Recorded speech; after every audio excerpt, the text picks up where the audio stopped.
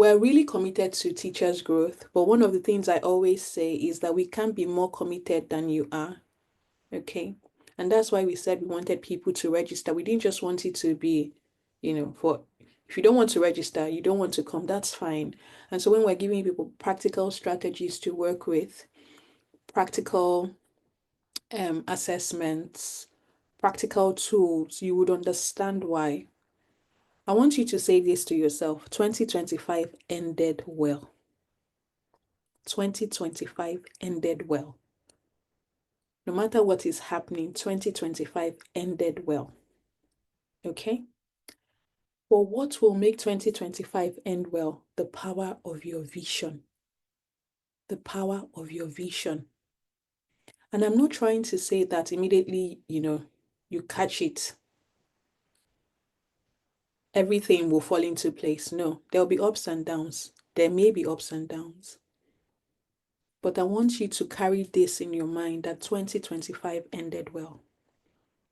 Now, if you look at the worksheet and the way I'm going to go through the slides, I didn't just focus on teachers, because first of all, you're a human being before being a teacher. And I want you to be able to compartmentalize that. You have a life, you have dreams, you have aspirations, you have a family, you have friends, you have relationships, you have goals that you want to work on that are even outside of the school environment. So I want you to know that we'll go through it and you will see how this affects you as a teacher or as an educator. And you would also see how this affects you as an individual. Okay, so we will start now. I'm just going to share my screen. Is it clear? Yeah, okay. So we'll go. So this is our first TTT vision board session, and I intend that we'll run this very regularly, and we'll run it yearly, to close the year or to start the year. Because many times you have to plan before you get into the new year. And there's a lot of hype when you get into a new year, but what happens? People, drop by the wayside, or they lose steam. I don't want you to lose steam. So we're going to look at a few things. And the first is that you need to be able to review 2024. You need to review 2024. If you don't take time to review, you wouldn't know what worked or what did not work and what you can do better or what you can continue to do. Okay? You're going to look at the power of choice. We're going to look at some trends as well. So a few things. So these are a few of the things that we're going to look at. And for me, anytime I'm working on a vision board, I have to start asking myself, where are the areas that I have to be careful? What are the areas of caution? What are the things that I need to slow down on or just remind myself that I should or I should not do? And the thing about having a vision board and having a vision is that there's always something to do. You have a responsibility. There's a lot of responsibility on you. So you can paste all the pictures, but if you don't take action, your vision board the way you put it together now is the same way you're going to meet it on the 31st of December. And I want to be able to explain the difference between vision and vision boarding. That you have a vision board doesn't necessarily mean that you have a vision. So let's not confuse the two things. Okay, so people put vision boards, but there's no vision that really captures the heart of that should actually pull together what you have on the vision board. We'll look at your mind. So sorry, someone has to mute their mics because, yeah. We'll look at your mind. We'll look at how you can recondition things. And we're going to look at implementation metabolism. We have a few declarations. You ask me some questions, practical questions to give you strategies to move forward. And yeah, we call it a day. Okay? So please use the chat. And I would be taking some time to stop in between. Someone is drawing on my screen. Please don't draw. Now, I want you to think about 2024 and give it to me. What worked well for you? Just take 1 minute to think, what are the things that really went well in 2024? What really went well in 2024?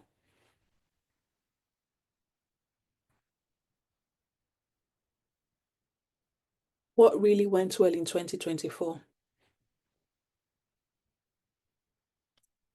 And then what did not go well?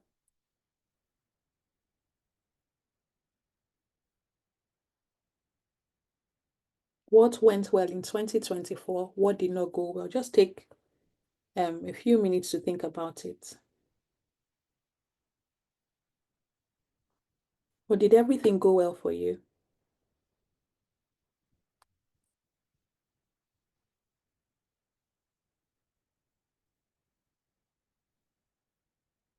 What went well? What did not go well? Does anybody want to speak?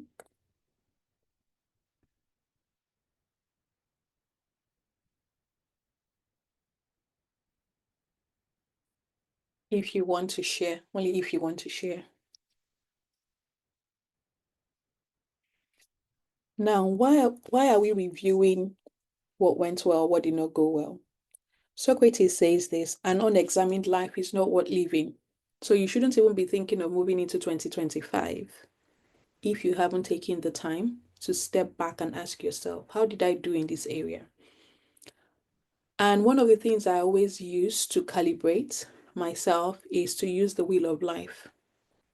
Okay, so you're looking at your personal growth. How did you do in that area? Now, when you think about personal growth, even if you're a teacher, whoever you are, it is your responsibility to ensure that you're moving forward, that there's something you're learning. Many people wait until organizations can say, go and do this training, go and do that. And one of the things I really witnessed, or I've seen firsthand, is that many teachers, sorry, there'll be a lot of reference to teachers, and I'm not bashing anyone. One of the things I've really seen is that many people are so quick to, they want the certificate, but they don't want to implement. They want to say, I attended this training. How has that attending that training, how has it transformed your life? How has it transformed the students that you're working with? Is it just to gather certificates day in, day out, year by year? What is really happening for you? Do you understand? So many people are so, my school is not doing this. This is not happening. It is your responsibility. Now, another thing I like to think about when it comes to vision boards is to ask yourself, what is happening in terms of my contribution? So I see a vision board, the way people are doing vision boards, developing vision boards, as sometimes people can be very selfish about it because it's about me, me, me, me, me. Now, if you're a teacher, sorry, you have to mute if you're here, please. If you're a teacher, you're not just setting a vision board for yourself, you're also thinking of your students. You're thinking of the school that you're working in. And let me say this to you, you cannot grow if you do not love the place that you're working in. You can't. You can't grow if you don't love, no matter how difficult it is. And I know that there are toxic workplaces, but every day you say, God, please help me. Let me love this place I'm working in. You can't even grow if you don't love the country that you find yourself in as well. So you ask yourself, what was my contribution last year? And contribution can come in different forms. What if you're a teacher, whose life, which student's life did I impact the most? In your church, how did you impact? In your community, in your social circles, with your friends? Okay? How else do you look at this? You look at your spiritual health. Christian, Muslim, whatever, whoever you serve. How was your spiritual health? If going to church is a thing for you, how often did you go to church? How often did you stay back to read your Bible? How often did you go for fellowships? How often did you challenge yourself? When it comes to fun, I like to, there's something called balance. Did you live the baby girl or baby boy life? Did you enjoy life last year? Or was it just suffer ahead, suffer ahead? I have this belief, and I used to say to my dad when I was in uni, anytime my pocket money was about to finish, I'll make sure I eat very, very well. If I'm not eating turkey, is that day I'm going to buy turkey and eat it alone, you know, because you have to have balance. Okay, if you're married, in a relationship, whatever, how was your romantic life? How was your family life as well? What did you do for your spouse? What did you do for your children? What did you do for your siblings? How did you include them in your planning for the year last year? Okay, social life, O and bear, and all of those things. And it's not just about O and bear, is were you whole as a person? That it wasn't just about work, work, work, work, work. When we hear work-life balance, this is it. How was your health? Did you go for your medical checks? Did you go for, they do cervical smears and all of those things now, breast cancer checks? Your BP, did you check your BP? How often did you put that, make time to go for those things? And then your personal finances. Even if you were earning only 100 naira, what did you save from that 100 naira? How was your career last year? Did you have a plan for where you were? Okay, now, even if you didn't have a plan, you're in 2025, you're going to use the wheel of life to really decide what you want for each area. And this helps you so that you are not selfish when it comes to developing your vision board or setting goals. That your friend can come to you and say, I'm hosting this event, and you're like, this is my contribution. It may be 10 naira. Okay? Are you following? Have you ever come across the wheel of life? Have you ever used it to plan your goals? I want to see the chat section. Okay? I want to see what's happening in the chat section. Does this help?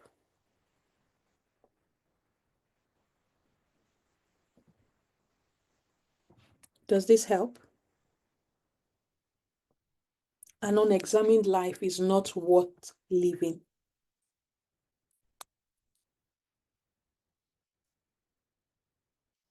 Why? Because we're in times where it's almost like everything is about complaining, complaining, complaining. This is not working. This is not working. But when you sit down and say, what do I really want? What do I really want in terms of my personal growth? It helps you sit down and say, okay, if this is what I want, what skills do I need to develop to get there? And one of the things I would say, enjoy life at your level. Enjoy life. If it is 2,000 that is enjoyment money, please enjoy it well at that level. Don't wait till you have 2 million. Enjoy life at that fun one. You see, social life. If you're a lady on this call, don't wait until a guy can take you out. Don't wait. Take yourself out. Go and enjoy. Go and buy suya. Go and buy shawarma. Eat it. When you invest in yourself, even at that level, it makes you feel good. Okay? So this is what it is. And I hope that you can actually sit down after this call or this session and really ask yourself, how was 2024? How was 2025 based on the wheel of life? Yeah? Can we move on? Okay. Yes. So now, as you think about what happened in 2024, I want you to ask yourself, what are the things that really held me back? Remember, we have this. So maybe you can pick personal growth, or you can think about your career or your personal finances. And I want you to think, I have a few options here. Was it lack of motivation? Was it lack of direction or clarity? Was it that you were keeping to yourself? Networking is such a powerful tool. Let me say this to you. In the last 2 days, I've had very serious experiences that showed me that the people you are looking for are also looking for you. I'll say that again. The people you are looking for are also looking for you, intentionally looking for you. Was it negative self-talk? Many times we talk ourselves out of opportunities. So maybe there was something. I was speaking to someone 2 days ago, and she said to me, this opportunity came, but I left it. And I kept on saying, I'm not ready. I'm not ready. I'm not ready to take on this opportunity. And now it feels like I've lost it. If you think about this, there are so many people that you want to do things for you, or you want to do things with, or you want to collaborate with, but you've talked yourself out of those opportunities, strategic opportunities. Yeah? Was it procrastination? Maybe waiting to perfect things. I will not do this thing until it is perfect. I will not do this until I have finished this. Or maybe doubting yourself, or just being tired and burnt out. I remember during the TTT summit, one of our speakers, Miss Andy, talked about, burnout, how teachers are so burnt out. This will no longer be that year. Was it that you had, limited resources? Yeah? Or even your identity? One thing I believe is that if you don't know who you are, you can't be working with children, because you're going to be projecting, a lot of negativity on them because you don't know who you are. So a lot of people deal with identity issues or feeling inadequate, or dealing with what we call the orphan spirit, that nobody likes them. Yeah? So I want you to think, which of these things held you back? I'm looking in the comment section. Which one stood out for you? What things do you think really held you back? What things do you think held you? Maybe they are not even here, but, procrastination, burnout. Wow. Any more?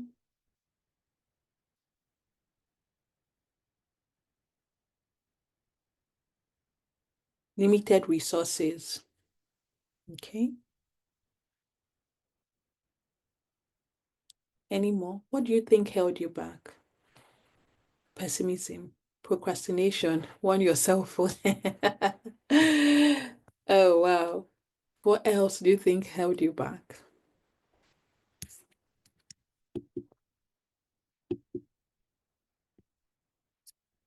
Clarity, self-doubt, limited resources, self-doubt. I'm going to speak to a few things here that have come up. Clarity, being clear on who you are, whose you are, what you're doing, who you are called to be. Asking yourself real deep questions, self-doubt. Why are you doubting yourself? Are you not good enough? Why are you doubting yourself? Let me tell you something I've adapted as a strategy. The worst anybody can tell me is no. You either tell me, if I ask you for something, you can either say yes or no. If you say no, I move on. I move to the next person. It doesn't diminish who I am. And I really wish that people can adapt that mindset as well. Okay. Now, this still feeds back to what I said. An unexamined life is not worth living. Now, I want you to take some time to review your last year. If you're a teacher, I want you to think about, how do you think you did when it came to like classroom leadership?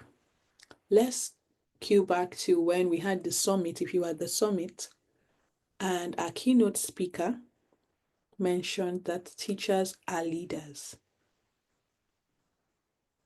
A person who is not self-governed cannot lead another person. If you are not self-governed, you can't lead any other person. Okay? So what was your classroom leadership style? How did you lead your students? Did you lead them by saying, it has to be this way? If you're not doing it like this, you failed. How did you lead them? How did you track their growth? How did you track your students' growth? What teaching methods did you employ?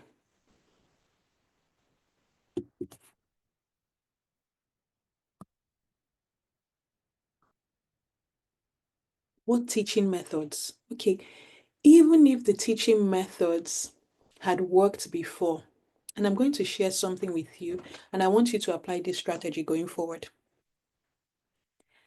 When I went to school, I remember, you take exams, then you're promoted primary 2, you immediately go to primary 3. But how many of you, with, the new session in September coming up, took the time to really transition your students? How many people? You don't just say, oh, you passed your exam, so now you're in primary 3. How many people took time to say, these are the learning styles of this student? These are the strengths of this student. And then you're passing that information to the next teacher. Instead of just saying, no, you're promoted, and parents go back, my child came first. It's beyond coming first. We now live in a time that beyond coming first, the emotional needs, the social skills of a child, the competencies that really apply to workplaces need to be developed. So how did you have a register where you said, okay, Amaka is very good in maths. She likes to use counters or whatever. She's a fast thinker. If you give any sum, she quickly calculates. How many people took time to shine the light on those students and hand over to the next teacher? How many people did that? Those are teaching methods. Professional development. Did anybody read at least one book last year? One book. I'm not even talking about your teaching, your teaching resources or teaching development. How many people read one book and finished it? How many people? I want to say in the chat, because this is a call for us to do better. How many people read one book? One.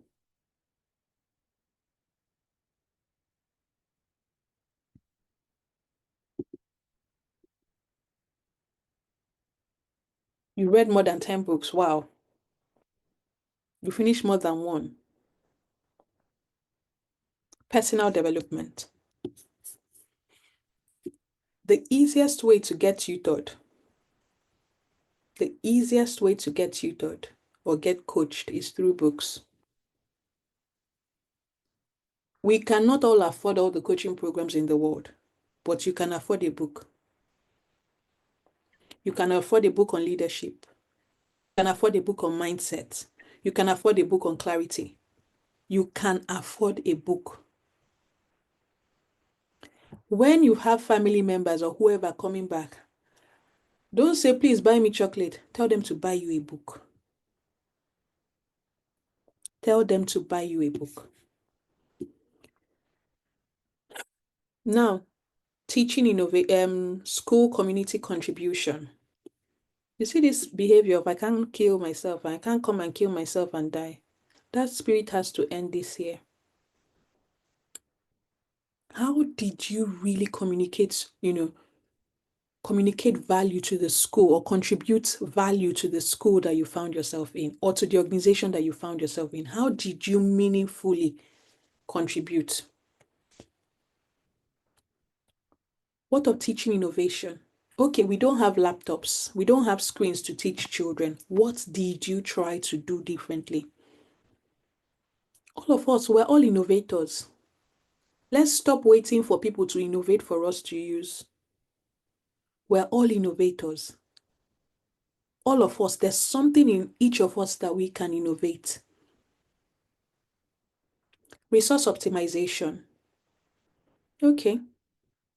They gave 30 packs of chalk, shared it around the school. It wasn't enough. Or maybe something. How did you optimize the resources in your hand? I'm a Christian, so I'm going to keep referring to my faith. What happened with the 5 loaves and 2 fish? It was multiplied. I want to say this to every teacher here. You're a multiplier. There's something in your hand you can multiply. You see why Nigeria or the African educational system and even our country and whatever, our government is the way it is? Because we are waiting for other people to do things for us. Imagine that there are leaders, TTT leaders in different places, teachers who really take this thing, are passionate about it. Let me tell you something that happens. Posterity will be kind to you. Posterity will be kind to you. Now, think about technology. What did you learn in terms of technology? What digital skills did you learn at your level? What digital skill did you learn? How did you provide assessment and feedback to your children and even their parents?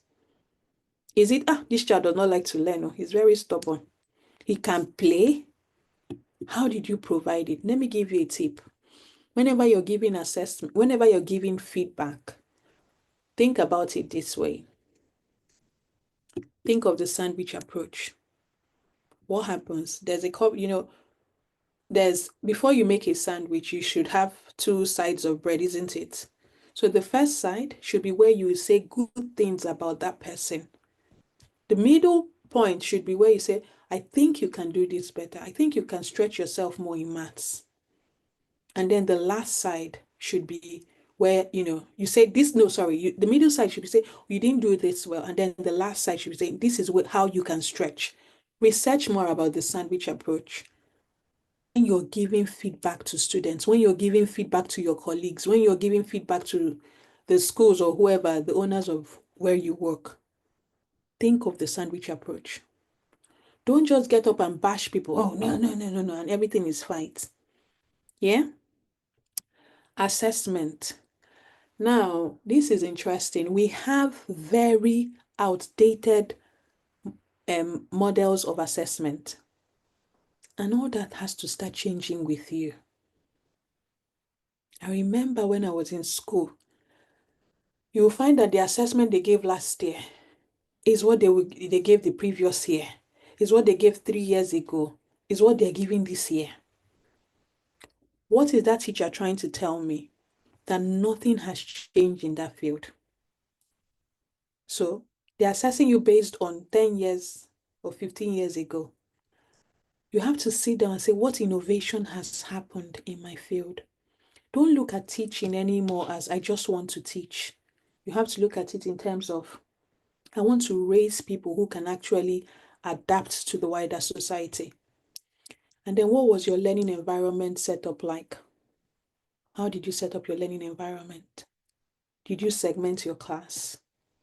Did you try to find things did you even offer suggestions to the owners of the school, wherever it is that you work with? I think we can do this. I think we can have a reading corner. I think we can have a place where children can calm down when they're stressed. You want to build children who are emotionally resilient. Okay? I've taken time on this one because I really wanted teachers to score themselves. How did you find this? Can I see in the chat? How did you find this?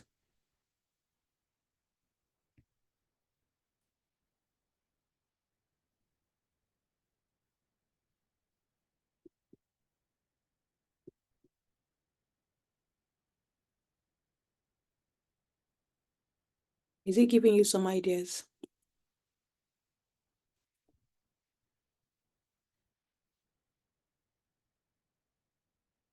It giving you some ideas? Yeah. Okay, I'll move on.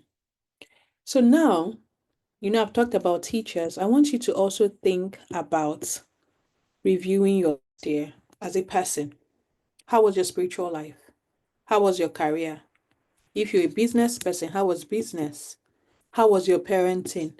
Did you give your children the option to say, Mom, you didn't do it? You really hurt my feelings. How was your marriage? How are your friendships and relationships? What of your personal development? How was your health, your weight, your finance? How was, being a blessing? Were you a blessing to anybody? How was your social life? And I put baby girl and baby boy life. And how was your community effort? So these are some of the things to think about as well. And then you score yourself. Now let's move to this. What does Larry Bucket say? He says the trend today is to seek the path of least resistance, and when the going gets difficult, you give up. But that won't be us. Because like I said, you can set a vision, you can have a vision, and then you find that things are not even going in the direction that you planned. And even when those days are tough, do not give up. Do not give up. Look for the road less traveled. The road less traveled is usually the road, that leads you to where you want to be. You may not always feel right, sound right to other people, but look for the road less traveled. It's usually the lonely road. Okay, someone needs to mute.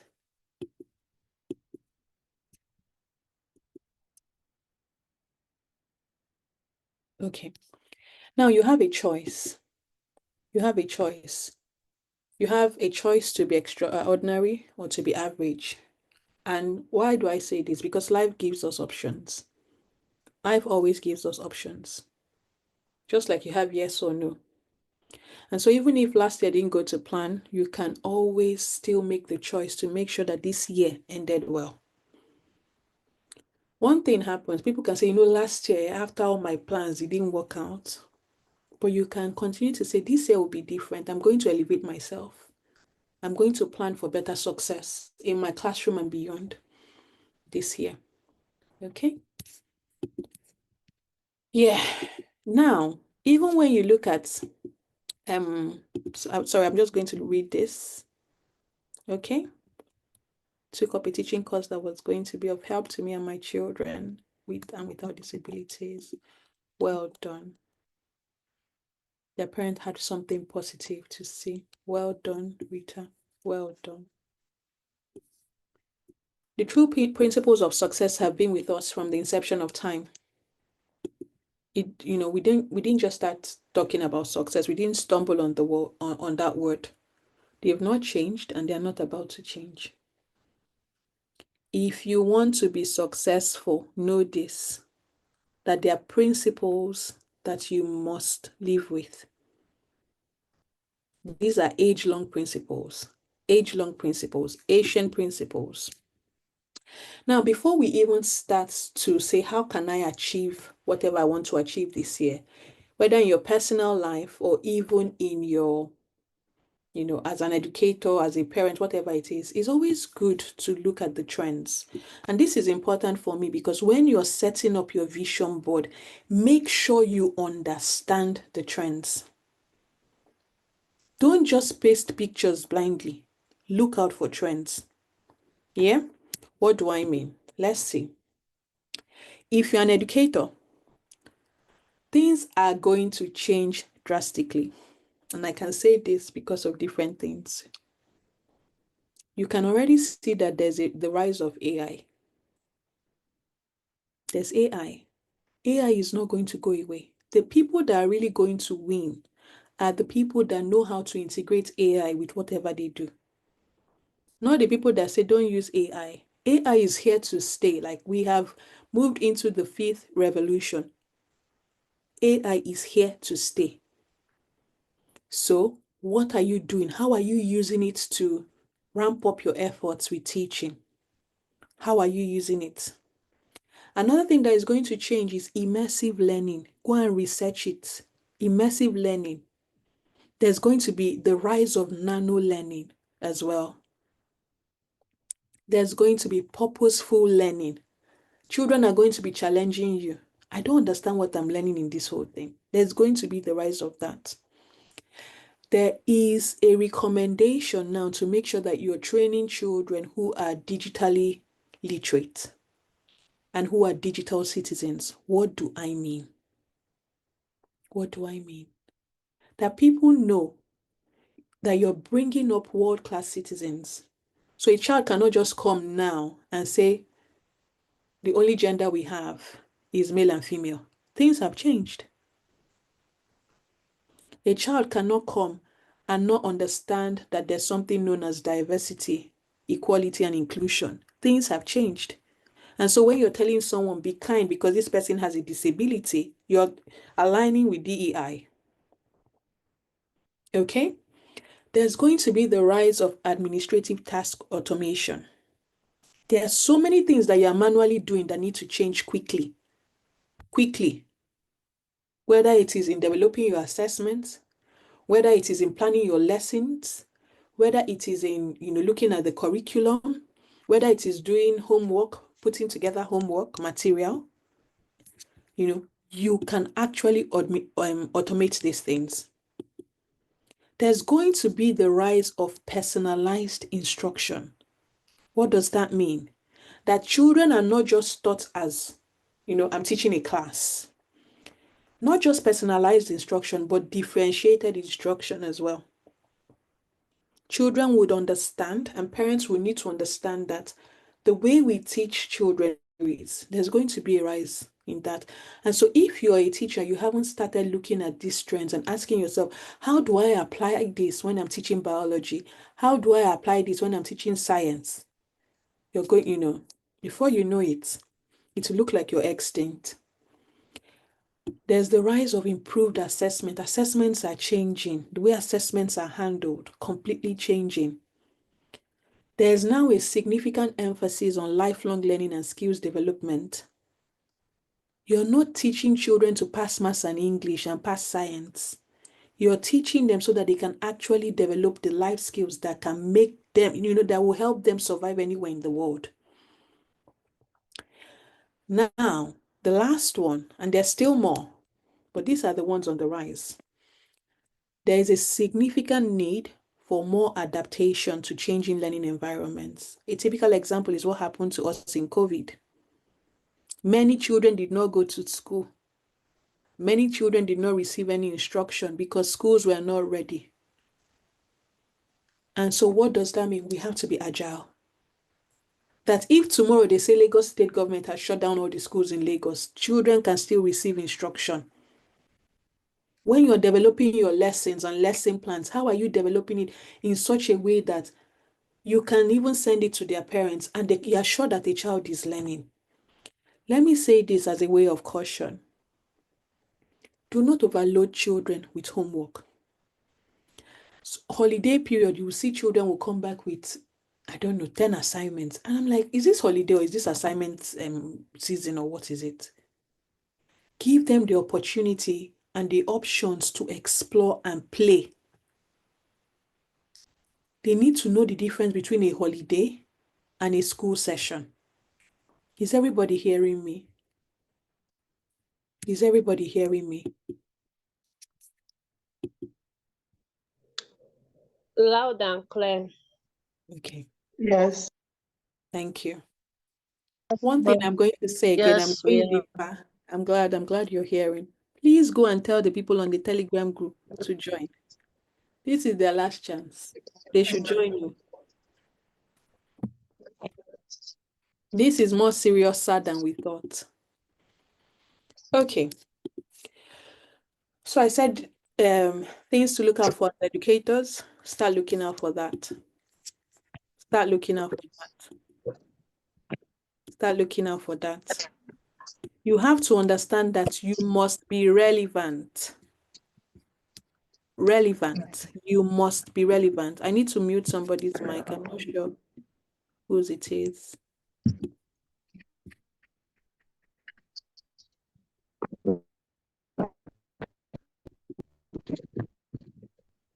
Can someone help me mute somebody's? I'm not sure whose mic is making noise.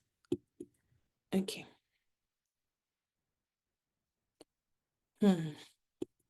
Now, Some more things to look out for. And why I'm saying this is you're first of all a human being before being a teacher. Look at career trends, look at the business trends. We're in an era of speed. Speed. And this is not the time to say, this person has started this. This person is doing this. Because we're in an era of speed. There's going to be a rise in parenting trends as well. The knowledge economy is going to continue to boom. It's not going away. Remember, I said that you're a multiplier. Remember, I said that you're an innovator. You can do it. There are trends in finance. Go and look at it. So that when you're saying, I'm mapping my vision board, you understand what the trends are. You can plot. You can plot properly. You can see properly. Why am I saying this? People, I gave the example, somebody is thinking of japaing. The person japas, goes to put a picture of American visa or UK visa, whatever it is. But you don't even understand what you're going to meet there. So you need to understand the trends first so that you know what am I putting on my vision board and how am I breaking down my goals to align. The relationship trends, there's a lot going on. You have to understand it. We're in a season of weighty inventions. So there's a significant rise with IT trends. Research trends are changing. And we're in a season where problem solvers are rising. There are many problems. The way to make yourself relevant in any organization you find yourself is to ask yourself, what are the problems I am going to solve? We're in that season, the rise of problem solvers. Okay. Was that clear? Clear? Can I get a thumbs up if you found that, if that was clear?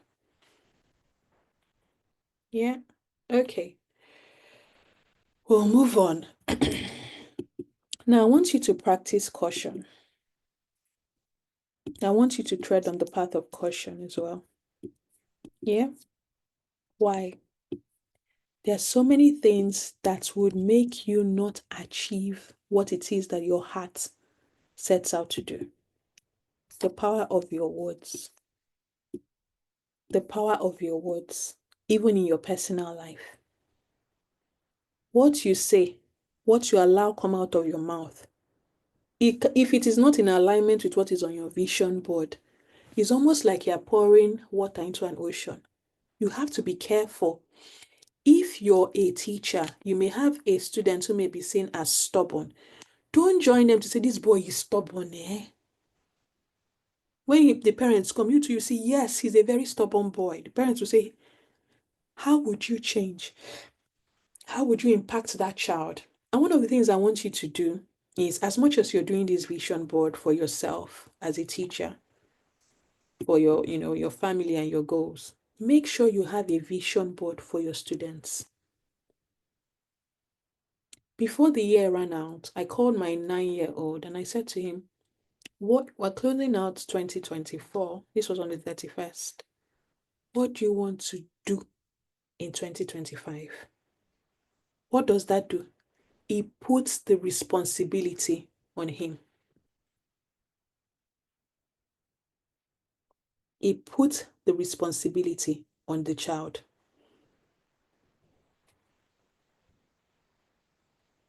Sorry.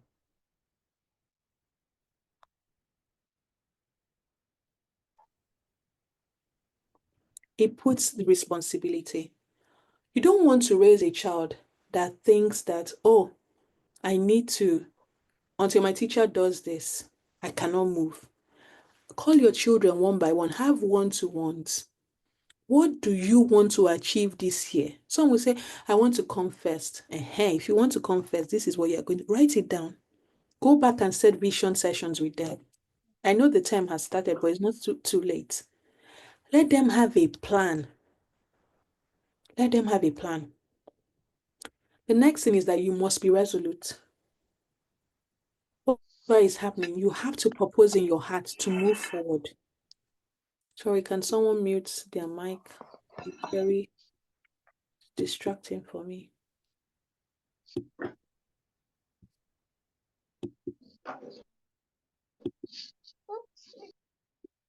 Yeah. You have to be resolute. Purpose in your heart to go forward. It's no more business as usual. Purpose in your heart to go forward.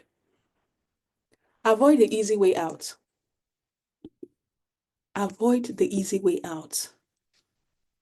Looking for the easy way out, looking for fast answers, easy solutions, quick elevators to success. Let me explain this using ChatGPT. Yes, ChatGPT is on the rise. No problem with that. Still do your homework. Use it to get ideas, but still go and do your research. Don't just rely on ChatGPT to give you an entire lesson plan. Go and do your research. Avoid the easy way out. Avoid doing mediocre work. Mediocre work. Avoid it. Avoid mediocre work. We're in a season of speed, and you've already seen that from the trends I mentioned, where you can make the highest impact in the shortest possible time. When that season of speed, you can also improve whatever you're doing as a teacher. Improve your offerings. Improve how you're setting assessments or exams. You're not looking for hard work. You toil like this, you toil like that. No. Another thing, an area that you have to tread with caution is that you must not confuse activity for productivity or progress. And this, you can see this a lot with like social media. That so many people are, there's a lot of giri, gara, gara, gara there. Doesn't necessarily mean that they're progressing or that they're productive. So don't confuse yourself with that. Even in your schools, even in your personal lives. Avoid unnecessary competition. This is a time where the fastest collaborators will move quicker. Who can you collaborate with? What do I mean in simple terms when it comes to teachers? People have introduced themselves on the platform, for instance. Someone has said, oh, I'm a biology teacher. Immediately you say biology, please, can we combine notes? Can we compare notes? So that I'm not constantly creating lesson plan. Can I use have you done this? Or you people can share it. Somebody will say, okay, why don't, even if the person is in a different school, why don't you work on this aspect, plant biology? I don't know, whatever it is. I never liked biology in school, so please bear with me. Or somebody can say, let me work on the heart, aspect of the heart or the circulatory system, whatever it is. And this other person is working on this. And then you're sharing those things. The quickest collaborators will move with the fastest speed. Someone is teaching a Greek science. What are you doing in your school? If there's anything that can help you, is to go and look at people's introductions on the platform. I say, who can I collaborate? Put it out there. I'm looking for someone who teaches biology. I'm looking for someone who teaches Greek science or maths. In that way, you are not going there writing lesson plan, writing lesson notes. You copy notes, copying. I don't even know what people are really copying, saying when they say that they are copying notes. The people that collaborate the most are the people that will win. What would that do? It's going to free up time for you. It's actually going to free up your time. Yeah? Don't think of copying and pasting other people's lives. You see authenticity. Then abusing access or undervaluing the people around you. We've gotten so used to, this is my colleague. After all, he's like, there's so much you can tap from that your colleague. So much. So much. This is my church person. Or maybe a pastor will come and say, I'm selling this program, or I'm running a mentorship for ladies or single people, and they say, pay. You say, but she's a pastor. Why is she asking us to pay? Don't undervalue the people around you, abuse access, or devalue a grace that somebody has. Okay, this is not that year. Let me go back to that undervaluing one. Let me say something to you. You cannot Google transformation. You will get transformation when you sit with people, the people who have walked that path that you want to walk. You can't buy transformation on Google. You would get transformation when you're sat in a room with me hearing my stories. When you're sat in rooms with people who have walked the path you want to walk, hearing their stories. So don't devalue people. Before you create your vision board, and if you've already started, that's very good. Did we get all the other points right? Is that okay? I want to just ask, like get a pulse check. How are you feeling? Let me know how you're feeling in the comment section before we continue. How are you feeling? What is going through your mind?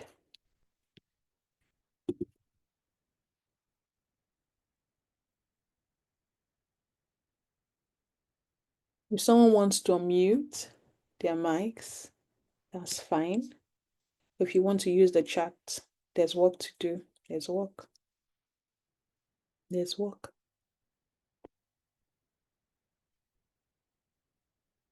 Who else? Good evening. Good evening. What is going through my mind is how I wish that a lot of teachers that are here that could hear this, so that all the kind of mindsets that we're just using our career to just judge the whole of our life shouldn't be the thing. That's just what is on my mind. I wish we can get more people to hear this and change the narrative. Thank you so much. Thank you. Thank you. Any other person? How are you feeling? What's on your mind? What's on your mind?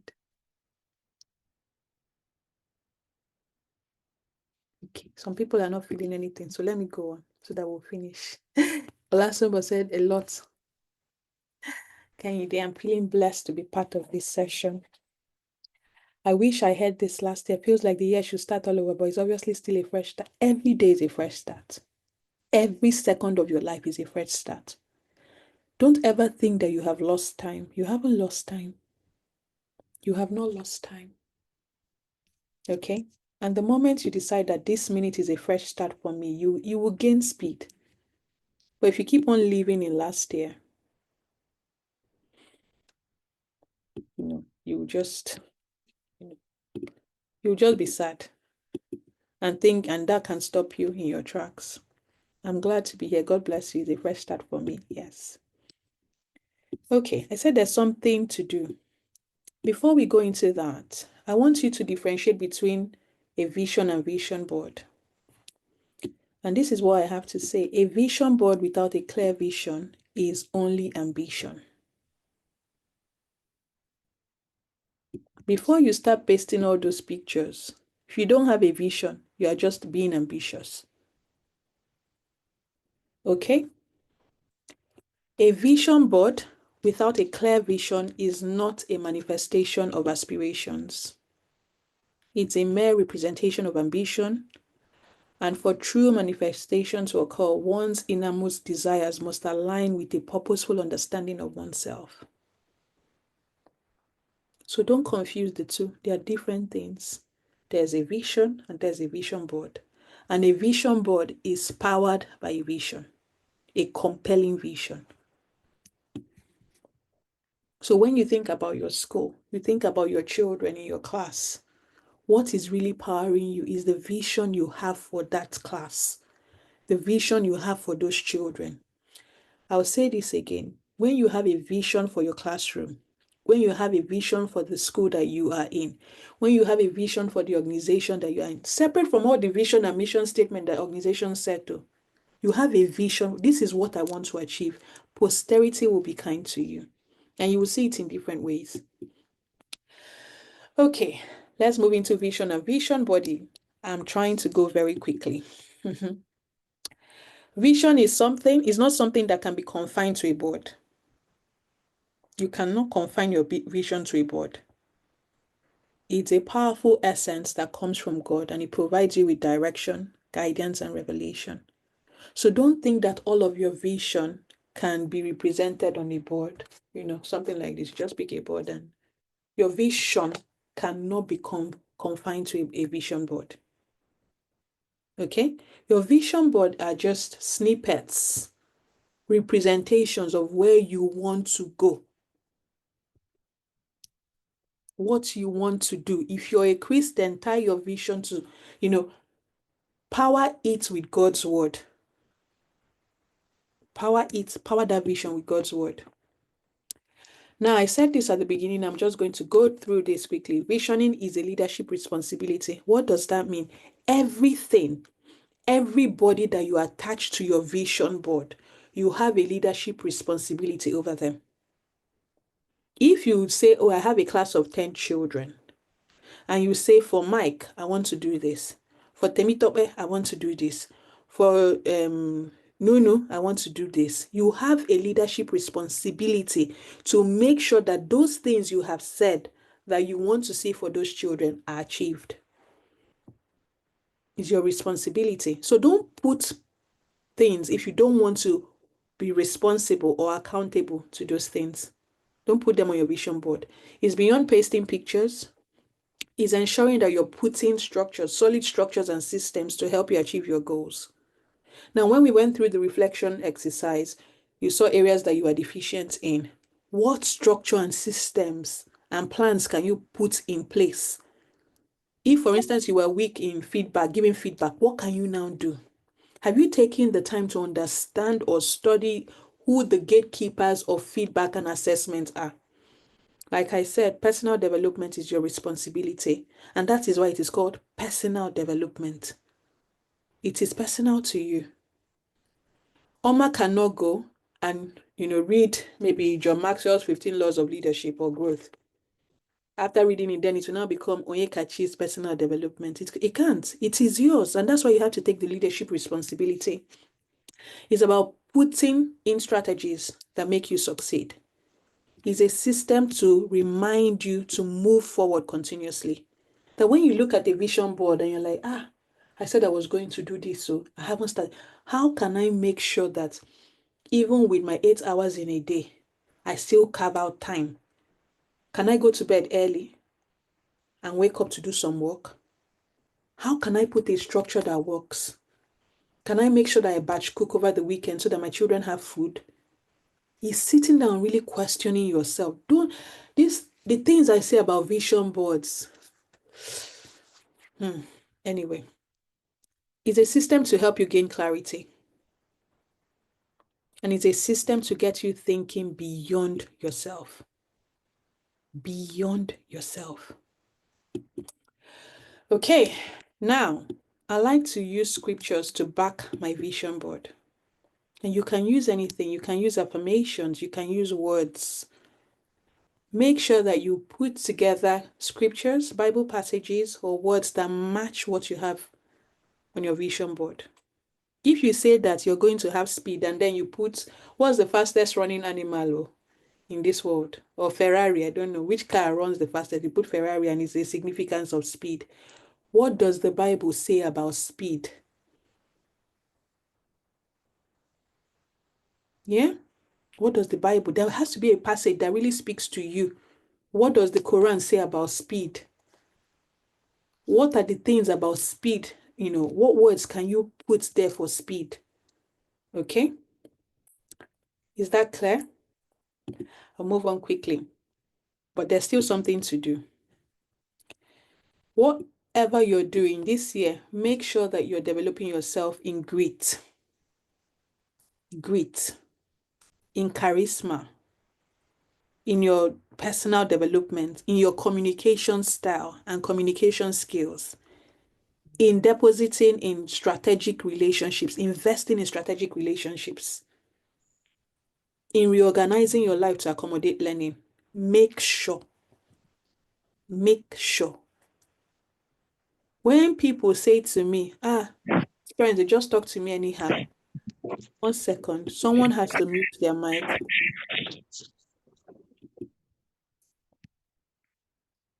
If a parent is talking to you somehow, ask yourself, how am I coming across? how am I coming across? How am I communicating? How do I look? In fact, one of the sessions that we have is, we have a session coming up this year. I've spoken with the lady who is coming to, and she's going to talk to you about presenting yourself. You don't have to break the bank to look good. I'm telling you, the way you look determines how people address you. If you look nice, neat, not that you don't have to have expensive things to look well put together. No parent can just come and talk to you anyhow. No teacher, no school head or whatever, or oga can just come and talk to you anyhow. The way you put yourself, they too, they will respect you. Your look commands respect. Charisma, how are you carrying yourself? Do you need to speak slower this year? What strategic relationship do you need to invest in? Let me give you a cheat code. And we need, I'm so passionate about nurturing the next generation. Unfortunately, some of them are not willing to learn. One of the things I say, when you're going to somebody's house, do not go empty. And when I mean house, I don't mean physical house, even digital houses. Don't just say, I want to ask you for this. Do you need help with this? That's a way to draw people to you. Oh, I have this suggestion. That's a way to draw people to you. That person will take interest in you. It's not, hey, I want to come and ask, or can you come and speak at my event? Or can you come and do this? What are you bringing? Anything you're thinking about in relationships this year going forward, think about symbiotic relationships, not parasitic relationships.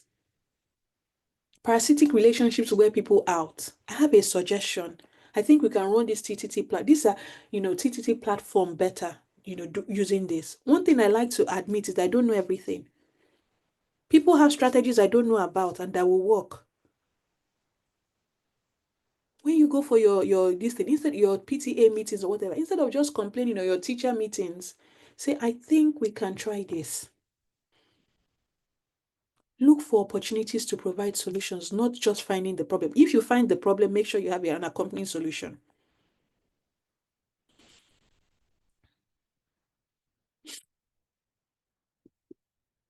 Okay. Is everyone hearing me still? Yes, please. Okay. Are you still with me? Hearing me loud and clear? Taking steps, taking notes. This year has to be different. Now let's look at goal setting. Goal setting is a big one. A lot of people set goals, but they fail they fall by on the wayside. I want to do this. I say January comes with a lot of hype. You shouldn't be, that hype, that energy used to enter. Don't let it leave you. There's a difference between having the desire to achieve a goal and achieving that goal. You can have the desire. It's different from achieving the goal. They're two different things. So let's not confuse the two. Having a goal on a vision board is a great way to visualize and focus on what you want to achieve. However, it's not the only step. Yeah, it's not the only step. There's also a difference between your desire for success and your achievement of success. I want to do this. I desire to do this. Is different from I have achieved this. And so we must move from the point of desire. We must move from the point of wanting to achieving as individuals and as teachers. Okay? Now, I'm going to give you 5 minutes. And it's time for you to review.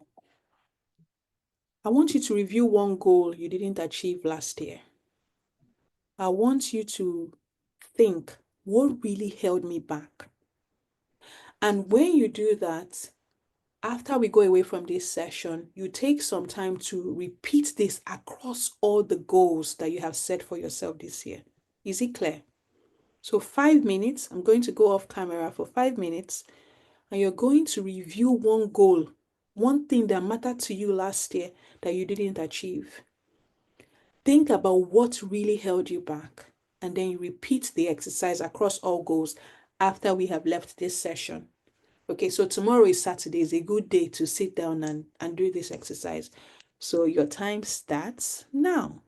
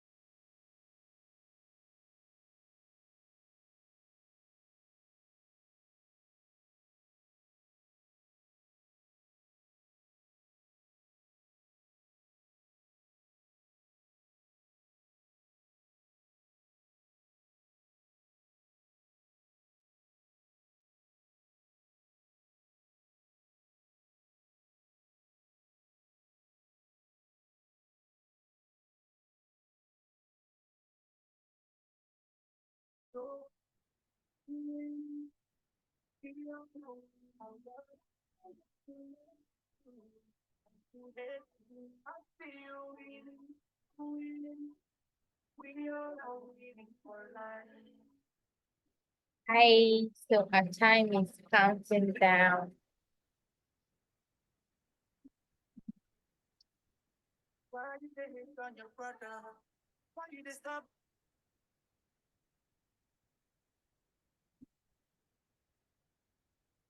So please, if you are done with the exercise, can you kindly write done in the chat box? Just put in the chat box that you are done. Candy, are your days done? We are waiting for others.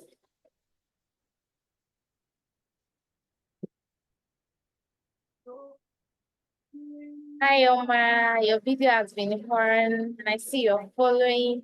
Can see your pen. Well done. Okay, Oma is done. So we are waiting for others. Let's keep it coming. Keep it coming. Well done, Bolaji. Bolaji is done. Let's keep it coming.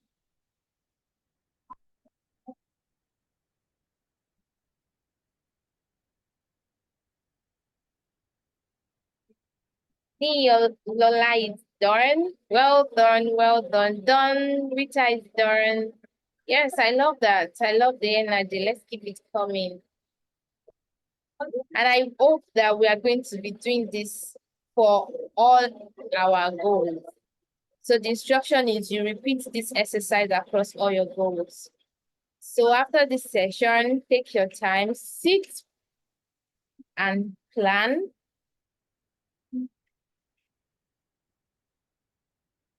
Yes, so let's keep it coming. Sit and plan.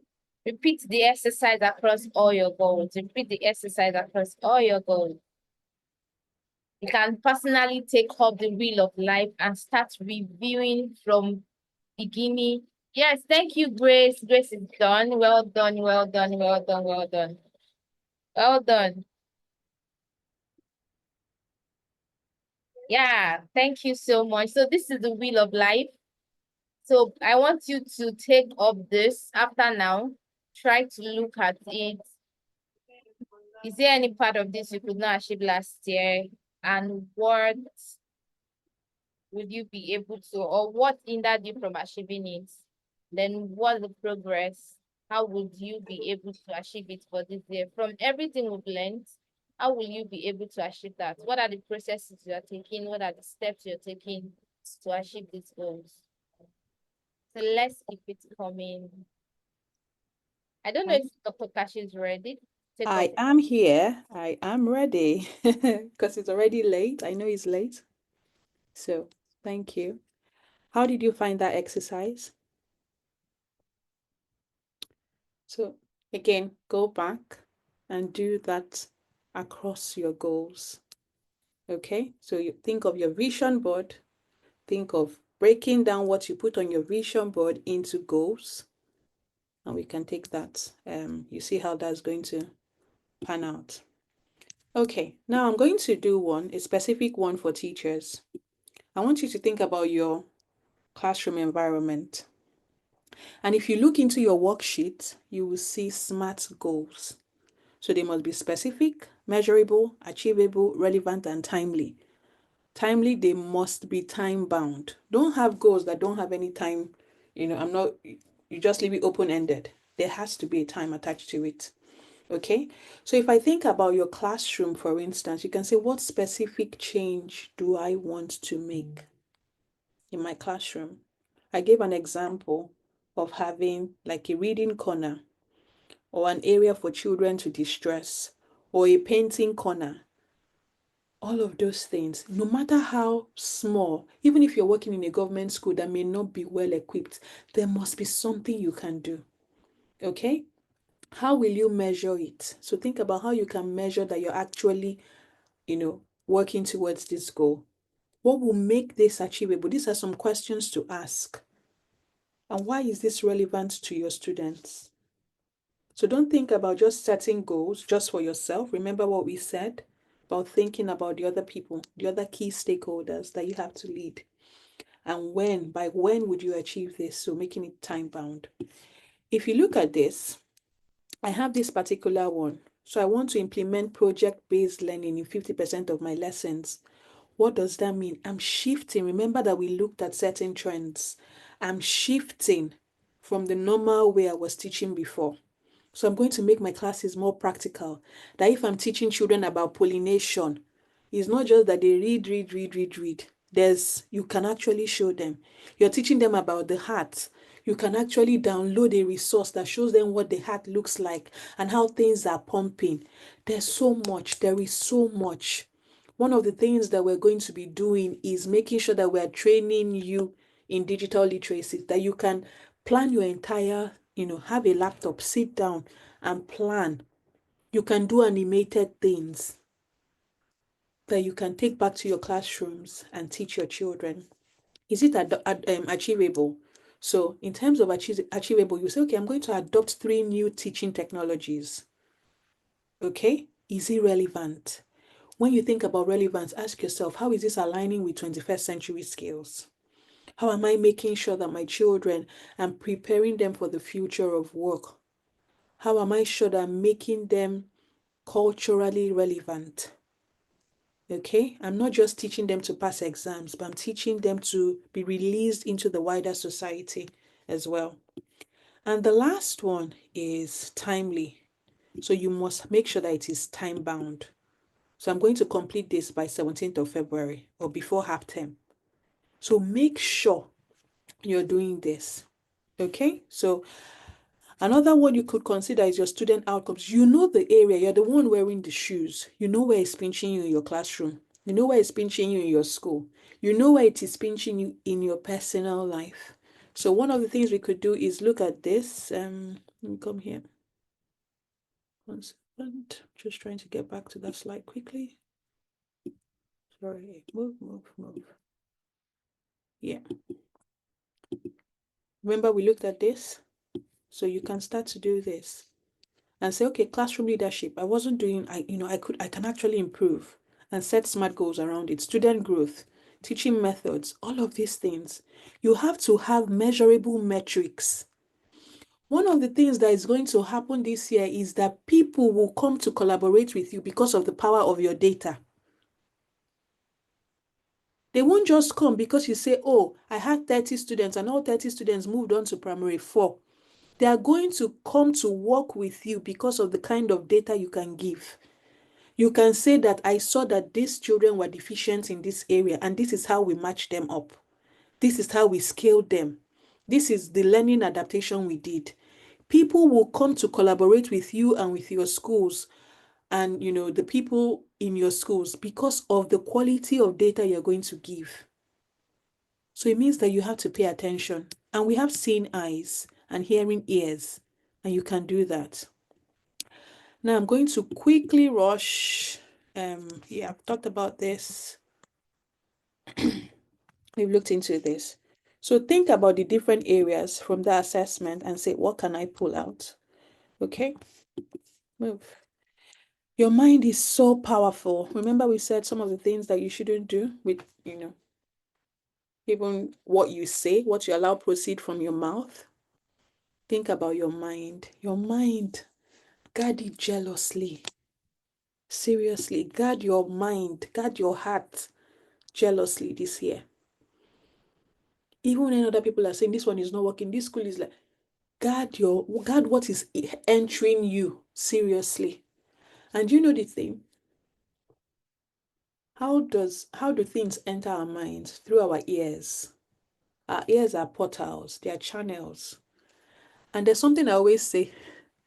You have 2 ears, so you can listen twice as much as you speak. You can listen, but don't let whatever you hear, if it is negative, don't let it proceed from your mouth. Don't. AI will replace teachers' jobs. They are going to say, no, AI will not replace my job because I'm going to be congruent with what is happening in AI or in technology. I'm going to move at the pace of technology. Okay? So let's look at the mind quickly. Now, I want you to understand that the mind has inner workings. We have the conscious mind, we have the subconscious mind, and we have the unconscious mind. I want to focus on the conscious and subconscious mind. One of the things that you must understand is that the subconscious mind is still part of the mind. Your conscious mind can help you set your goals. So all these things I've been saying, okay, go and set your goals, go and do your vision board. It is your conscious mind that will help you with doing that. But you see, the subconscious mind is that thing that will continue to project fear, project limiting beliefs, make you feel I'm not good enough, make like you're a procrastinator, make you feel like you're a delayer, make you feel that people will say no to you. Because it is there, it is resident to make you not take steps, prevent you from moving, taking action towards your goal. Okay? So limiting beliefs, when you're talking about, hey, I didn't believe in myself, my mindset, all of those things, they're happening in your subconscious mind, not your conscious mind. What you feed your mind is so important. And all of these things, these limiting beliefs, they can manifest in the form of self-doubt, procrastination, sabotage. You're sabotaging yourself all the time. Never feeling good enough, never feeling you're worth it. Another thing is that when we talk about your mind, your subconscious mind, is going to affect, if you let it, affect how you set your goals. It will affect your attitude. It would affect your habits. It would affect your patterns and your beliefs. Because a lot of things that have happened to people in the past are housed in their subconscious mind. And that's why when you want to set a goal, you start to say, but before I never achieved this. You find yourself, you may not be voicing it out, but it's happening there. It's happening there. So it's there. And you're saying, you say, I can never achieve it too. After all, the one I said last year, did I achieve it? So you must be careful. Careful. Guard it. Guard what is entering you. Guard what other people are saying. Guard your environment. Okay? Now, quick. I want you to think, what beliefs, attitudes, habits have limited you from achieving your goals? This is a quick 2-minute exercise. What beliefs? You can put it in the comment section. You can unmute your mind, because one of the ways you can deal with this is even voicing them out. And it's almost like you're saying, see, do you know what? To hell with you. What beliefs, attitudes, habits have limited you from achieving your goals? Remember that we went through goal setting exercise earlier on. So when you think about it now, what beliefs in the past have you held on to so much that you haven't achieved your goals? We only have 2 minutes. We're running out of time. Fear.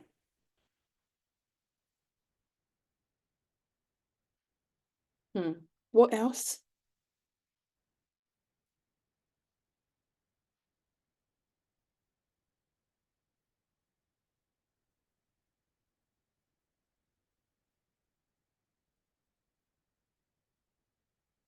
Beliefs. I don't have enough resources to achieve my goal. I like this one because I spoke to someone today and I said to her, you do not have to have money to make money. When I said to you at the beginning that you're a multiplier and that you're so valuable, you are resourceful. I actually mean it, because there's so many things that you can achieve even without having physical cash. We're going to come to that. Maybe not in this session, maybe in the quarterly sessions. If I'm right, Evelyn and Ima, I think we have quarterly sessions set up for those who registered for this what do they call it? Vision board session. Indiscipline, not setting and keeping to shed. This will not be you. This will not be you. Not writing your goals down. This year you're writing them. That's why that worksheet was with you or was sent to you. Procrastination, indiscipline, procrastination, believing there is more time. There's no time. And there's no time. Anymore. Fear. This fear one, we just have to kick it. See, this fear one, we just have to kick it. What are you afraid of? What's the worst that can happen? And I'm not saying that, I'm not telling you to feel good, like, to make you feel good. Last year, I did something so daring. I was so afraid, but I did it. And you know what? The moment you do it the first time, that fear goes away. That fear goes away. Okay? How do your beliefs about education limit your teaching? I think we can stay on this one and do it. How do your beliefs about education limit your teaching? And these questions are set for you to go through deep introspection. deep introspection. There are beliefs that you're holding on to, and that's why the educational system is the way it is.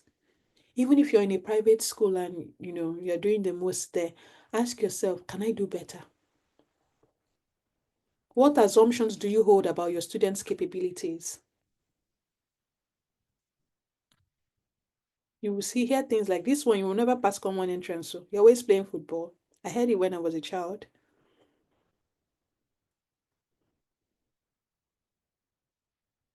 And the thing is that I want you to come, as much as you know your students, come with a fresh perspective every day. Come with, the way you're thinking about changing your life. And that's why I say you should go back to them and help them. Let them set their goals that they want to achieve.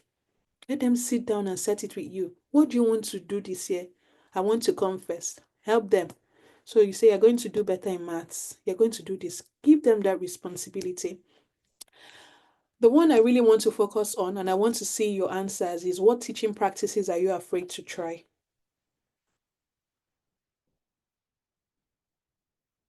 What teaching practices are you afraid to try?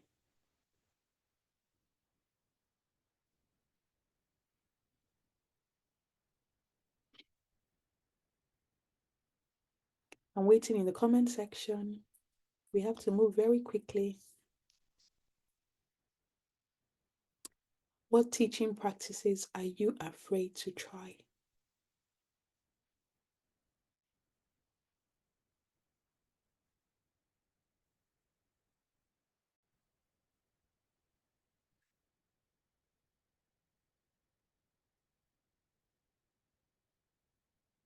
What teaching practices are you afraid to try? Anybody? Anybody willing to unmute or use the chat section?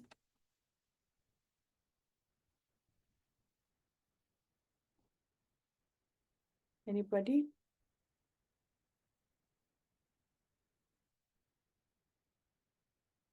No one is answering. So, okay, everybody is comfortable with trying different things then. So we'll move on. If I can see you, do you want to say something? You can unmute your mic if you want to. Should I unmute you? No. Okay, that's fine. That's fine. I don't have anybody. I've heard teachers say PBL is tough for them. What's PBL? Sorry, I'm not sure I'm conversant with that acronym. I think PBL should be practice-based instruction. Practice-based instruction or Practice-based project-based learning. learning. Project-based learning. Okay. Okay. And that's an interesting one. Okay. Project-based learning.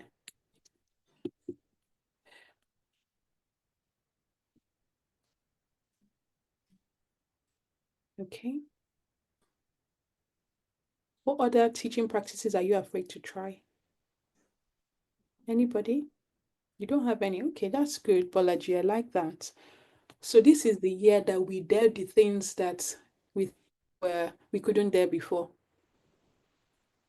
especially technology. Technology, I'm saying it repeatedly now. So let's do an audit. I want you to think about 3 limiting beliefs that you have about your teaching ability, your students' potential, and the change that you really want in education. Okay? Now, what are you going to do? You're going to counter those beliefs by providing evidence that supports it. So, for instance, if you're beginning to support from school owners, that's a real problem. We're going to be looking for counter evidence. So if you say that maybe you're questioning your teaching ability or your ability to get through to a particular student, then you can begin to dig up evidence. Okay, I'm actually a trained teacher. I've done this training.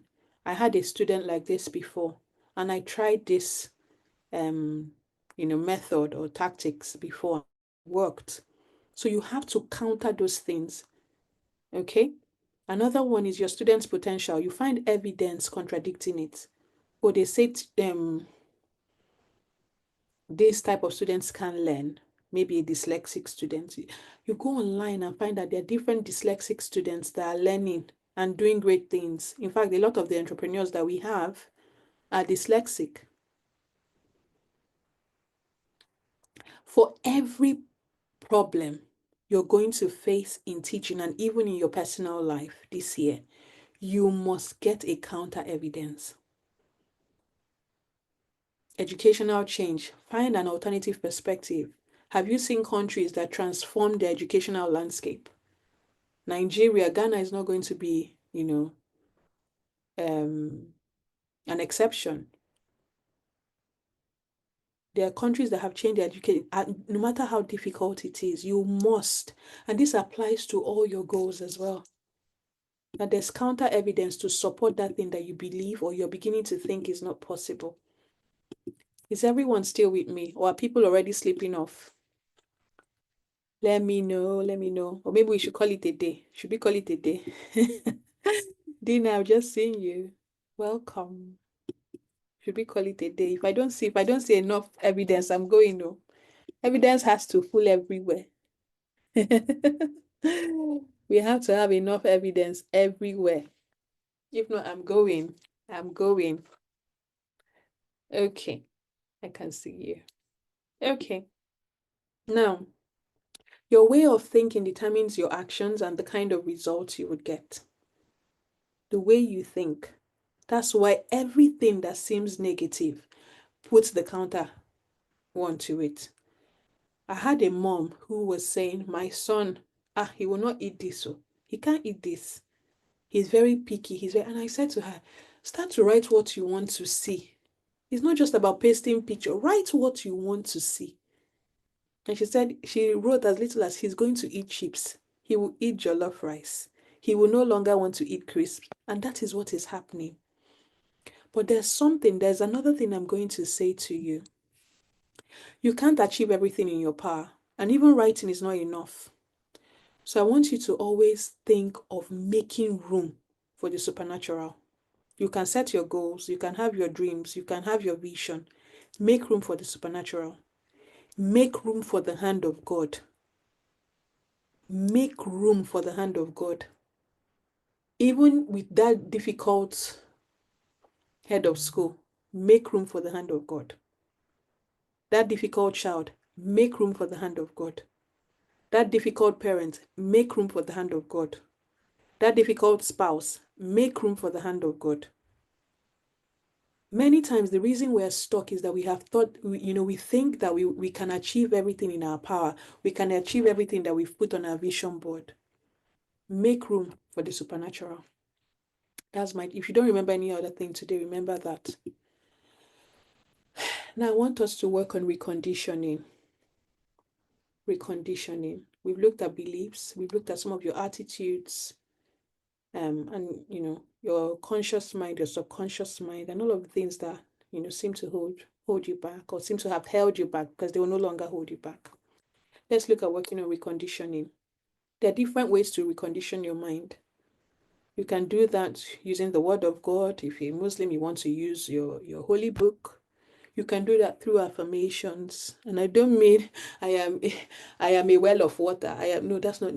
You have to have affirmations that speak to your core. I am a money magnet. Those things are good, but make sure that you're saying things that speak to your core. Okay, and then take action. That one, let what it is that you're declaring from the Word of God or declaring over yourself or affirming over yourself match corresponding action. Don't just declare and then you now sit back. Manna will not fall from heaven.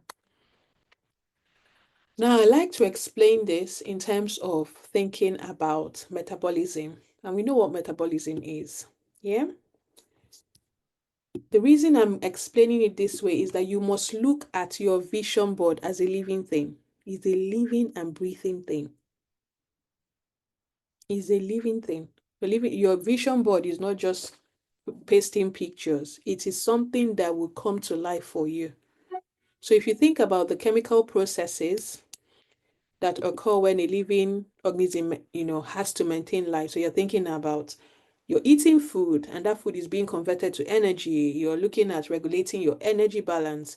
You're looking at the synthesis and breaking down of proteins and molecules and nucleic acids and lipids. That's what this whole metabolism thing is. Sorry, I think someone's mic is unmuted. Yeah, that's what metabolism is. So now, when you look at metabolism, it means that there are steps that have to, to happen. So before food is converted to energy, you have to eat the food, isn't it? So I need to mute somebody's mic. Okay, I've seen it. Before food is converted to energy, you have to put it in your mouth, right? Sorry, let me go back here. Yeah. So implementation metabolism refers to the steps that must be taken to, maintain metabolic processes, overall health. That includes your diet, your exercise, your medical treatments, your interventions. If you just sit down eating protein, there will be something. If you sit down eating carbohydrate. So you have to think about having balance. Okay? If you look at biotechnology or metabolic engineering, implementation metabolism refers to the manipulation of metabolic pathways to make sure that, the production of a desired compound is optimized. And what that does is that it improves the fitness of the organism. Now, see this. When you're setting your vision board or working on your vision board, whether with the worksheets and through these exercises we've done here, think about what must happen in your spaces. Think about it in terms of step by step, one thing building on top of the other. So if, for instance, your goal is to target leadership in your classroom, or use of resources in your classroom, pick one. It has to be step by step. So this is an example. In terms of having a classroom vision, I can say, I've talked about physical space repeatedly here. You can say, how can I light up my learning atmosphere so that children are energetic and really feel good coming to school? How can I improve student interaction? How can I integrate more technology? If you want to look at professional growth, they are now saying, what are my teaching skills like? What do I need to improve? What does my leadership development look like? What are my research contributions? How am I measuring my impact? So these are some of the things. They have to go through a process. So anytime you're thinking of your vision board, is a living, breathing thing. Think about metabolism. That something has to happen for the next thing to occur. I have to take in food. I have to chew it for me to get energy. Okay? Now, I'll keep on hammering what to do. There are steps to take. There are steps to be maintained. There are pathways to be developed. There are pathways to be manipulated. And then there are pathways to be optimized. So with what you've been doing already, you may discover that I've been deficient in this area.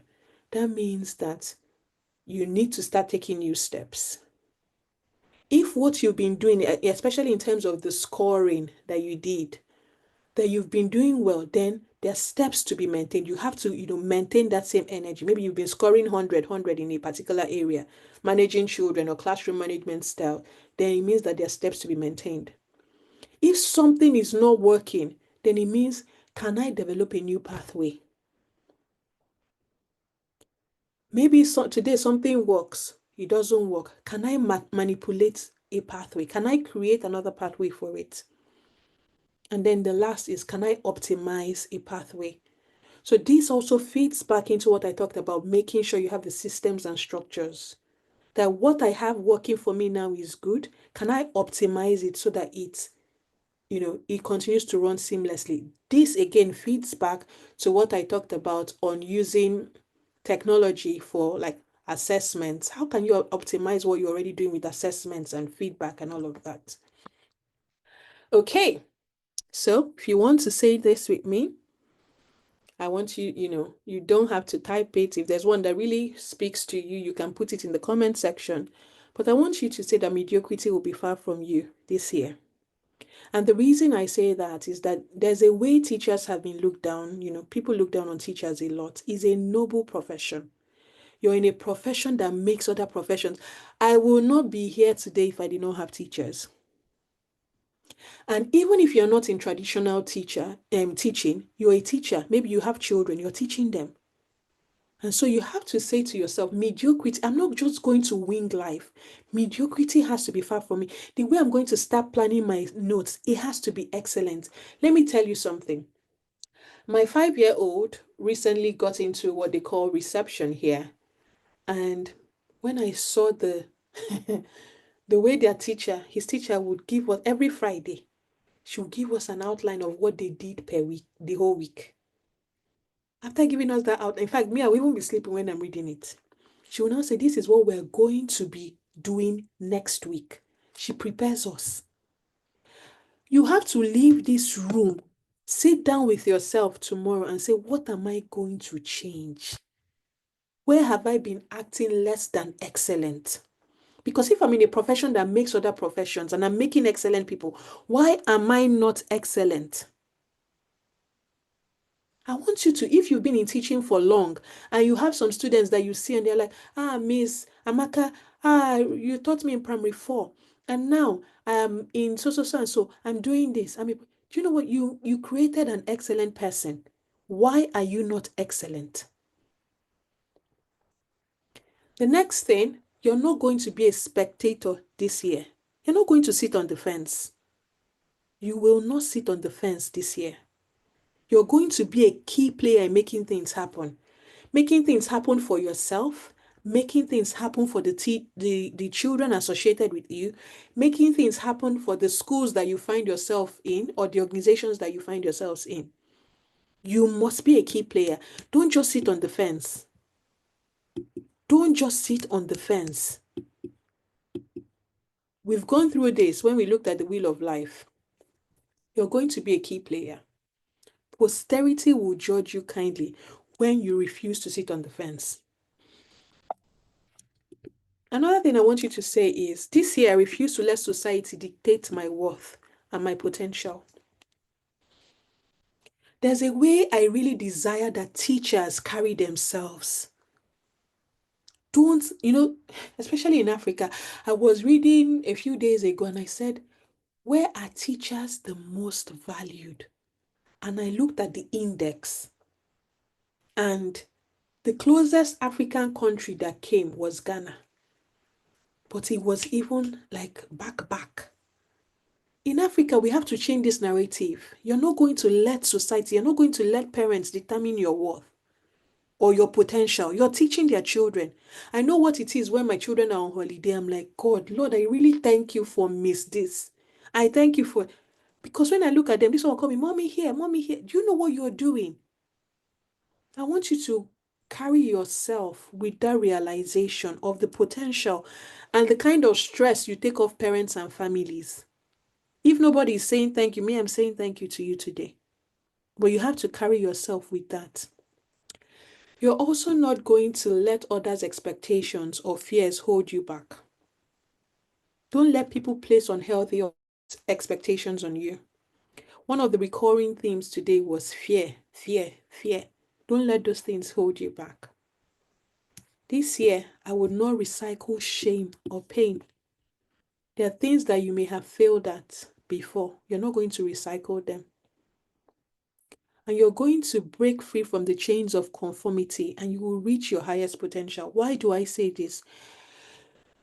Look at yourself in the mirror. I don't look like Evelyn. I don't look like Obioma. I don't look like Victor. I don't look like Temitope. I don't look like, and you don't look like me. We don't look like ourselves. So one of the things is that you're going to say, everybody is doing this. You can decide to be audacious, like live this year very audacious with a lot of audacity. And you say, I'm going to be different. Even when other teachers are saying, I beg, let's carry our bags and go, you will be different. When other people are saying, let's just give them notes to copy, you will be different. Don't try to conform. I talked about the road less traveled. Look out for the road less traveled this year, and you will see how much of a difference it's going to make. Again, I have a few affirmations. My mind will not be my biggest obstacle this year. It would not. Your subconscious mind, conscious mind, you're not going to let your subconscious mind play tricks on you this year. And you're going to let go of the old ways of thinking and being and adopt new ways that serve you. Okay, this year you execute with speed. You see all that procrastination? This year you're executing with speed. And because success is not accidental, you will constantly take consistent action. Success is not accidental. If you go back to the beginning of this session, I said something that success has been with us. The theories of success have been with us since the inception of time. It's not new. So don't just have a vision board, paste all the pictures, and expect all those things to fall on you. Success is not accidental. You're going to take action. You're wired to work on things that are bigger than yourself. You're not going to allow your small thinking limit you. Or be looking, I'm just a teacher. I'm just a housewife. I'm just, And you will no longer belittle your process. You won't belittle your process. You will not let your mind or anything stop you. You're a token to this generation. What do I mean? If you understand the work that you're doing with children, if you understand the work that you're doing, whether as a parent or as a teacher, an educator, a school owner, you will know that you're a gift to your generation. I want you to see yourself that way. And even as you pursue your goals on your vision board, you will see God manifest himself in your life. You will see God manifest himself in your life. Beyond science, your mind is wired and rewired to rise to higher levels of change. Your mind is wired and rewired to rise to higher levels of change. Okay? I think this is one of our very last slides. The roots create the fruits. It's what is invisible that creates the visible.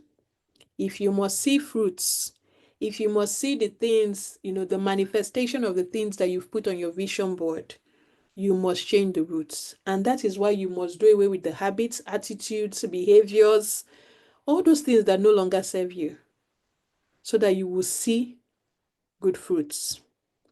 So that you will see good fruits. Do you have any question? How did you find this session? How did you find it? I've run through it very quickly. I'll have a few announcements to make, but I want to hear from you. How did you find this session? Anybody that wants to unmute, anybody that wants to use the chat section, by all means.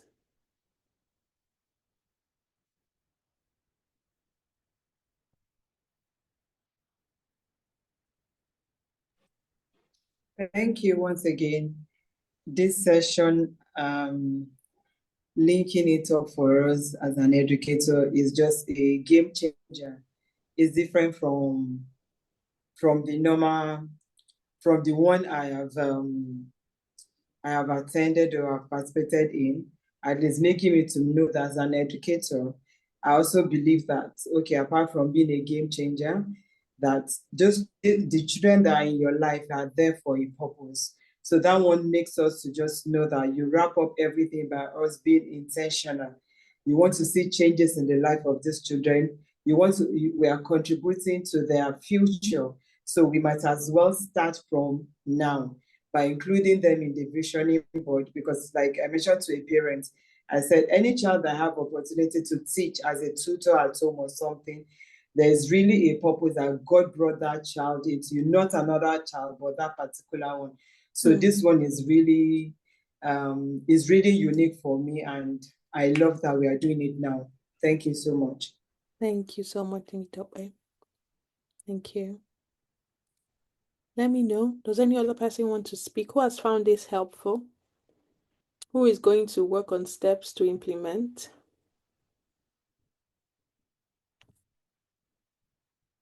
Ayinde, thank you. Does anybody want to unmute? Are people sleeping?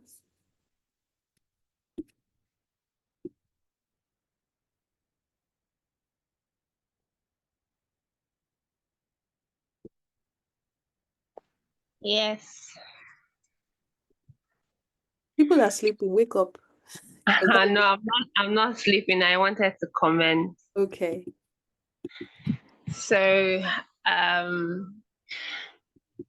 it has been a relief for me because I actually didn't know where to start.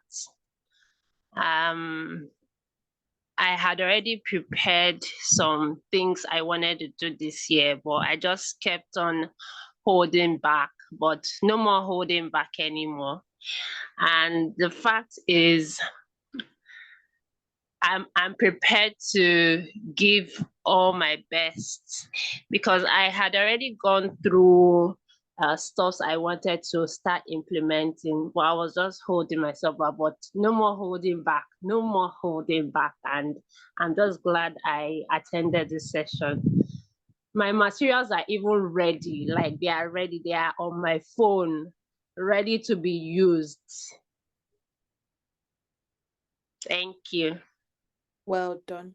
Well done.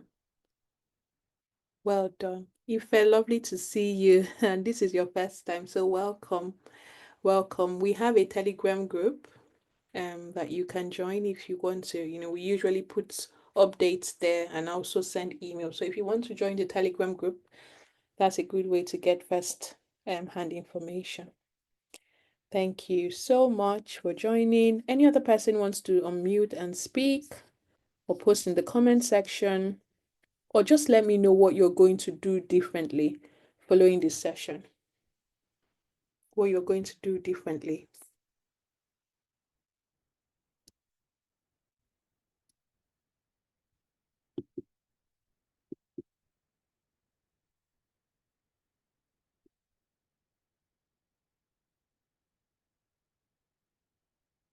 What you're going to do differently. What is going to change for you? Or if there's something you want me to answer, maybe a specific challenge or something you're thinking in terms of a strategy to employ or apply in your school or setting, you know, you can share here and we can work on that strategy right here. Anybody?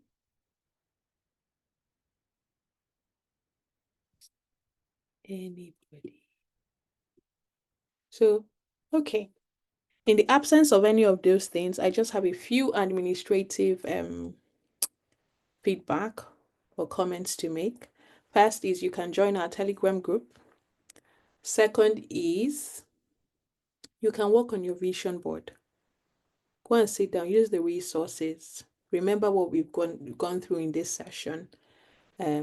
And just walk through your vision board. And if you have questions or things that actually stop you in your tracks, you know, the Telegram group is there. You can chat, tag me on the chat, and I will respond to that. The third thing is, for those who registered for this session, we're going to have a quarterly one. The reason I say quarterly, I teach the whole school science. Do I set goals for each year group? Wow.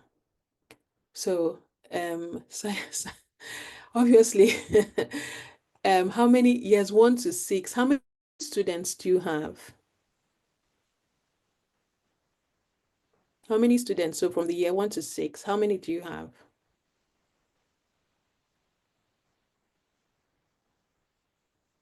100. That's a lot. That's a lot. What you can do is do the grouping technique with them. So you can come into class to teach year 1 tomorrow. And you say, what do you want to, you know, these are all the things I want to teach you. Is there something that you want me to teach, or is there a way you want me to teach you this year? And then the next time you come to their class, you know, for each of the groups that you teach, you say, okay, based on what you've told me, what is happening is that you're adapting your teaching style to their learning styles as well. Based on what you have told me, I think, you know, this is the way I'm going to now be teaching you going forward. Okay? So do that, like, instead of doing it individually. If it was like, you just had 10 children to teach. 100 is a lot. Now, another way you can do this is think about the children you find most challenging working with. Single those ones out and say, so let me say someone doesn't like to attend class, or whenever it's time for science, it's always, fighting. Whatever it is, your students well. Call those ones and say, how would you want me to, you know, how do you want me to teach you this year? Or what do I do that improves your learning in science? Okay. Or do you have any, tell me what you really like about, the way I teach you and things like that. Put the responsibility on them. As teachers, stop taking all the responsibility for your students. Put that responsibility on them. What happens is that you say, okay, I'm going to hold you accountable to these goals that you have set. So if someone says to you, I want to be the best in science, this say, how would you become the best? The person can say, oh, by reading my this thing, by day. Okay, can you give me an update on what you do every week or before our science class? You're putting the responsibility on the child. What you're also doing is not just putting the responsibility on the child, you are showing the child what responsibility in the real world looks like. Okay, so you can do that. Another thing can also be, we've talked about having challenging children. You can also think of the ones that are very, very advanced, or, that do really well. So another thing could also give them some leadership responsibility and say, can I put you in pairs with this other person? So give them some leadership responsibility. If we go back to some of the trends, let's see. Just going back here. Purposeful learning. Emphasis on lifelong learning and skills development. Adaptation to changing learning environments. So you start to pick these things. I have something. Let me just check my notes that I have here on something I wrote. Nano learning is a big one. So if a child says, I'm really struggling to grab the science concepts, you say, okay, how do I break a complex topic into smaller chunks? And you even get the inspiration from the children. I think what has happened is that many people are teaching without the children in mind. You have such a unique role as a teacher. And why do I say this? You have the opportunity to teach and to learn from your students. Okay? Purposeful learning is a big one. When you're teaching them something about the heart, make it so relatable. There's so many stories. Make it so relatable to them. There are blogs you can pick up. Why? Because you want the children to find purpose in that thing you're teaching. We've separated it so much. There's so much rote learning. Okay, this is what the heart does. It pumps blood to this thing. How can I help them understand, find purpose in that thing? And people can now say, I want to be a heart doctor. Okay.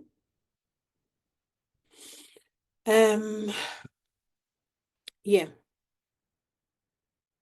I think another thing that I missed out was the financial trends, explaining more about it. Sorry, things to look out for: trends, educators. Yeah. I talked about financial trends. I talked about career trends. Get these children to start. This evening, I was having a conversation with my 9-year-old, and he said to me, Mom, what does it feel like? What does it look like to be an entrepreneur? He said, I mean, you do this and you do that and you do that. And I said, okay, we'll have a more focused conversation because I'm running for a meeting now. But what do you think about it? And he said, you know what? I want to be an entrepreneur. I also want to be a professor. And he called the university he wanted. And I also want to do this. So let them understand the trends even in that area that you're teaching them. Now, just so that I don't miss this, for financial trends, there's going to be a lot of grant and funding opportunities. And, TTT is coming with that. So one of the things I'm going to implore people in this call is, if you know your school needs training opportunities, please let us know. If your school needs training opportunities, let us know. If you have identified areas that teachers are deficient in your school, let us also know. Another thing with financial trends is that teachers you have a lot of knowledge. I want you, when I talk about embracing technology, and when we were going to run the class on creating ebooks, creating digital resources, do not miss it for anything in the world. Don't miss it. It's a practical class. You're going to sit down and we're going to walk through it. So when you look at the financial trends, and this is happening globally, teachers are going to be making a lot of digital resources. So if you have ever thought of producing a book, this is the year you start to think of authorship, authoring books online. Okay? Lesson plans. If you know that they've been telling you that, gosh, the way you develop lesson plan is so good, that may be something that you can develop and sell. Financial trends. If you know that, the money that you're making is not enough, there's financial diversification, and all these ebooks, learning resources, whatever can happen. There's another thing, but I'm going to mention it, when we have a broader meeting. Now, when you look at these career trends, this is not necessarily for teachers, this is for everybody. You think about the fact that there's a lot of AI-powered learning. There's a lot of AI-powered learning. So you're going to ask yourself, how can I power up what I am doing? If you also look, there are so many MOOCs, micro-credential courses. You have to step up your game this year. You have to step up your game. And then the hybrid teaching model. If you want people to take you seriously, the way you show up is important. So even if people run, I was speaking to someone the other day and she was like, oh, my children have to do they have revision class on Saturdays. Don't come and turn off your camera when you're teaching that class. Don't do it. Make sure that your wig is set well. You sit down. A parent is on the other side. And you know what? That person I was speaking to, she said, I saw the way the woman was teaching my children, teaching my friend's children. And I immediately signed up. She looked very serious. We have to I don't know, this mindset that teachers, you should just be looking as if you're carrying the problem of the world. It can't be this year. So you're doing revision class, the way you're communicating with your children, do you understand? We're going to look into something about lesson planning. Do you have there's something like there's always a starter. Have an icebreaker. Don't just come. Today we're learning fractions. You start. There should be an icebreaker for the children. Something that gets them excited. Even if you're teaching 1-year-olds. I have a 2-year-old. And I wanted to show her fractions. I brought orange, cut it into 2. I said, this is half and half. Not all this paperwork we're doing. There are so many resources we have around us. Pick stick. This is a stick from my diffuser. Break it. This is half and this is half. Let's stop waiting for government to bring all the resources to our doorstep. Please, are you following me? I really want you guys to do well. I want you to elevate. You are making people. You're in the profession that makes other people. Carry yourself with that level of importance. Okay, let's look at another trend. And I mean, I can sit on this thing for ages, but we'll do it in the other quarterly session because I know we've gone through a lot today. Think about corporate education programs. That's why if you haven't leveled up your communication, it has to change. corporate education programs.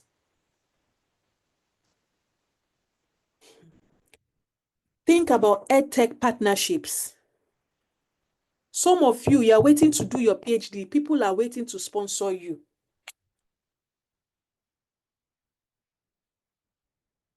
People are waiting to sponsor you because teachers will always, you are in a profession that you can never be obsolete. You cannot be idle. Think about EdTech programs. People want to sponsor. Do you know all the, we're now looking at the different types of learning. There's research for that area, funding. They're pumping funding into it. You're just sitting down, folding your arms. Say, I will ascend this year. Say it too. I will ascend this year. I'm serious. When I think about this thing, hey God, there are education startups. TTT is one of them. The kind of funding that we're getting in, they're education startups. Open your eyes, open your ears. They're education startups. That you can come and somebody can say to you, what is really happening in the educational system in Port Harcourt or in Rivers State? And you say that you've given us information, we can give you, we can mobilize you. We can mobilize you as a researcher. You can be teaching and still be doing your research. I was very careful to go through these things very quickly. Let's look at relationship trends. I don't know who pulled me back to this place.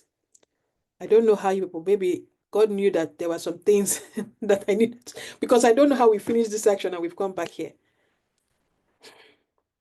Relationship trends. I talked about collaborative relationships. There's collaborative teaching. Do you know that you do not have to develop all your resources yourself? I've said it. I said it before. I'm saying it again. If you're teaching science from year 1 to year 6, because who can reduce this workload?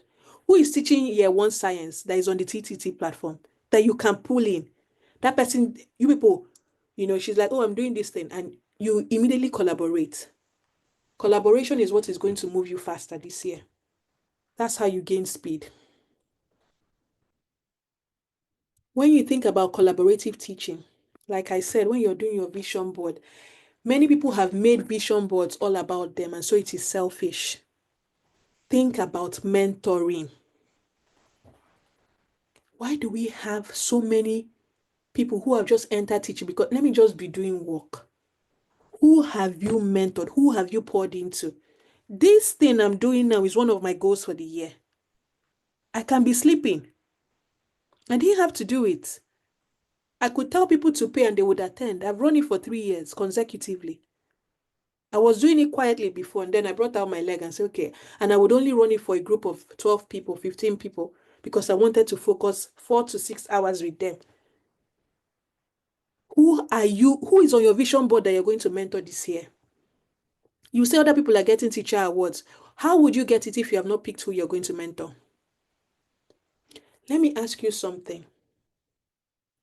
For every teacher that leaves the system, there are so many children that don't have access to education. One teacher, you're teaching 100 children. When you leave, 100 children do not have a science teacher, even if they want to find a replacement. Do you understand me? So you have to mentor people, because you must understand that teaching is a calling. You're not doing teaching. If you understand, I'm not doing teaching because I just want to earn money. Teaching is a calling. There are some teachers till tomorrow that are on my payroll. I know the impact they made in my life. When you think about your vision board, remind yourself that teaching is a calling, even if they are paying you peanuts. Government, nobody can pay you your worth. Remember that. Nobody can pay you your worth. Collaboration. Parent-teacher engagement is a big one. How are you communicating with your children's parents? I talked about the sandwich strategy. How are you communicating with them? Are you writing notes? I took my son when he was 4 years old to find 4 years old to find a teacher that could teach him to write. If you have fine writing, I'm giving you strategies, practical. If you have fine writing, write very nicely. Dear Mrs. Ojo, I hope you are well. I just want, if your school allows it.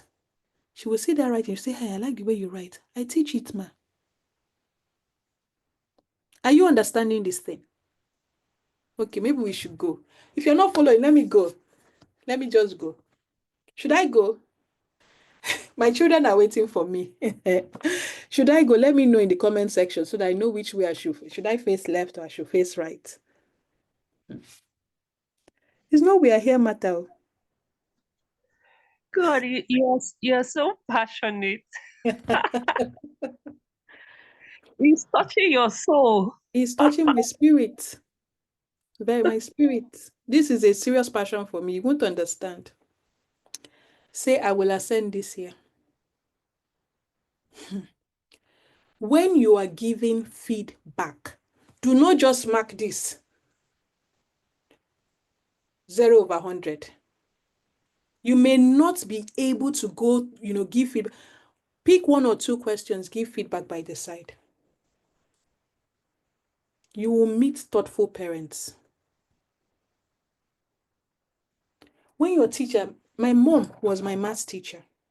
My mom is a pharmacist. And I'm also directing this thing to parents. I will have my notebook. I have a notebook here. Let me show you something. We had a notebook. Yeah? She would tell us, draw a column like this. So I'll draw a column like this. Obioma, you're here. That column was called what? Rough work column. That column was where we showed all our working so that she wanted to know whether we understood what was happening. The level of intentionality.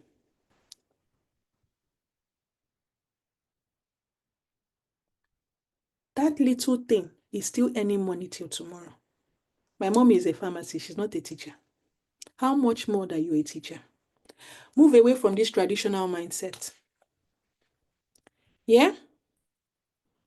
There are ways you can capture parents' heart. I just told you about this teacher that would send me details. In fact, as I was talking, I just got a buzz on my this thing. Let me show you. Let me read. I won't read it, but I will just show you what she said. Our week, 13th to 17th January. The pictures of the week. This is different from the ones that have been sent to. Look at the long notes that I'm supposed to read. It's 2 days I used to read this. Can you see? Intentionality. Intentionality.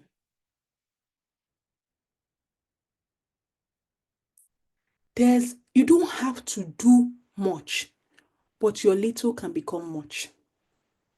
You don't need to do too much. Your little can become much. Then you make a feedback and say, oh, when you're writing, maybe the person did comprehension. Give feedback. Don't just say, no, Mark, no, do no like this or bad. And then say, see me.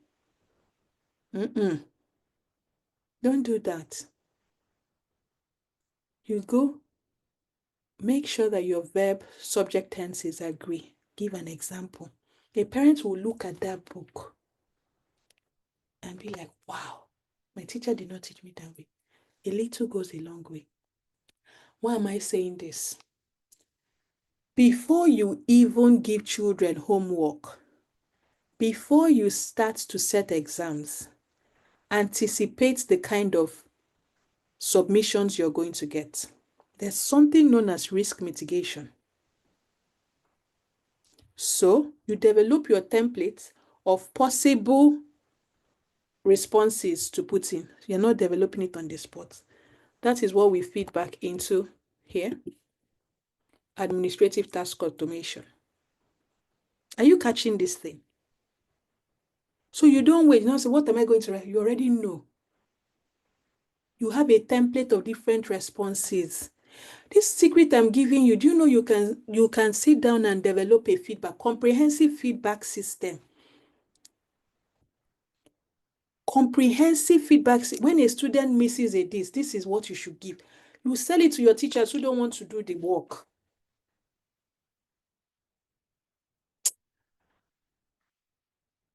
Are you hearing this thing I'm saying to you? Who pulled me back to this place? God just knew that I couldn't leave. Tell me, talk about you. Don't know how you're dragging me. This one is a case of dragging the hem of Jesus' garment too. Please, can I just say something? Thank you so much once again. Now, this thing that you touch on is now changing the narrative for, because if you look, maybe I don't know whether you see it, but over here, what I see a lot now, a lot of teachers are just going into online teaching, online teaching, online teaching. And I was just telling myself, just looking at it, I was just like, there are other things. I create resources, but like I said, fear. I have a lot on my laptop. Now I won't be afraid anymore. I will try to, because I'm just like, how can teachers make money apart from online teaching? Oh my goodness. That there are a lot. There are so many ways. I'm not going through the length and breadth. I will go through the length and breadth in the next Later. session we're going to have. Thank you so much. Like if you want to really learn how to make money, I'll go through the length and breadth. You Thank can you so much. but still, anyway, let me leave that for now. Now, I've talked about relationship trends. Another thing I want to talk about when it comes to relationship trends, let's move to this, is looking at community involvement. It's a big one. It's a money maker. You don't understand the power of relationships. You find yourself in a Telegram group, and I'm calling out even the teachers that are existent in the TTT group. You are just quiet. You're waiting for this thing. That's why education is. That's why. Look at a free session put up. How many people signed up? We had 100 and something signed up. How many people are on the call? Let me tell you something. This session is not valuable because it is free. It is valuable because I have put my stamp on it. It is valuable because it is valuable, period. There's nothing more to it. People value where they go and pay money. Maybe we start making people pay for these things. People value it. Oh, I paid 70,000. Then they'll be serious. They will come for that class. When I talk again about don't abuse access. Don't abuse access. So think about working with people who like this program, this whole TTT thing. That's one. There are organizations that want to come and partner. If I'm serious, if you know about opportunities, some of the private schools have a lot of trainings. If your school doesn't have, please let us know, and we see how we can partner. That's what relationship trends also looks like. Another thing I wanted to mention, speed. Speed is a key trend. What does that mean? Globally, we're seeing accelerated curriculum changes. Accelerated curriculum changes. So, governments around the world are revising curriculum. Why is Nigerian curriculum still backdated? Do you know that as a teacher, you can move into policy making?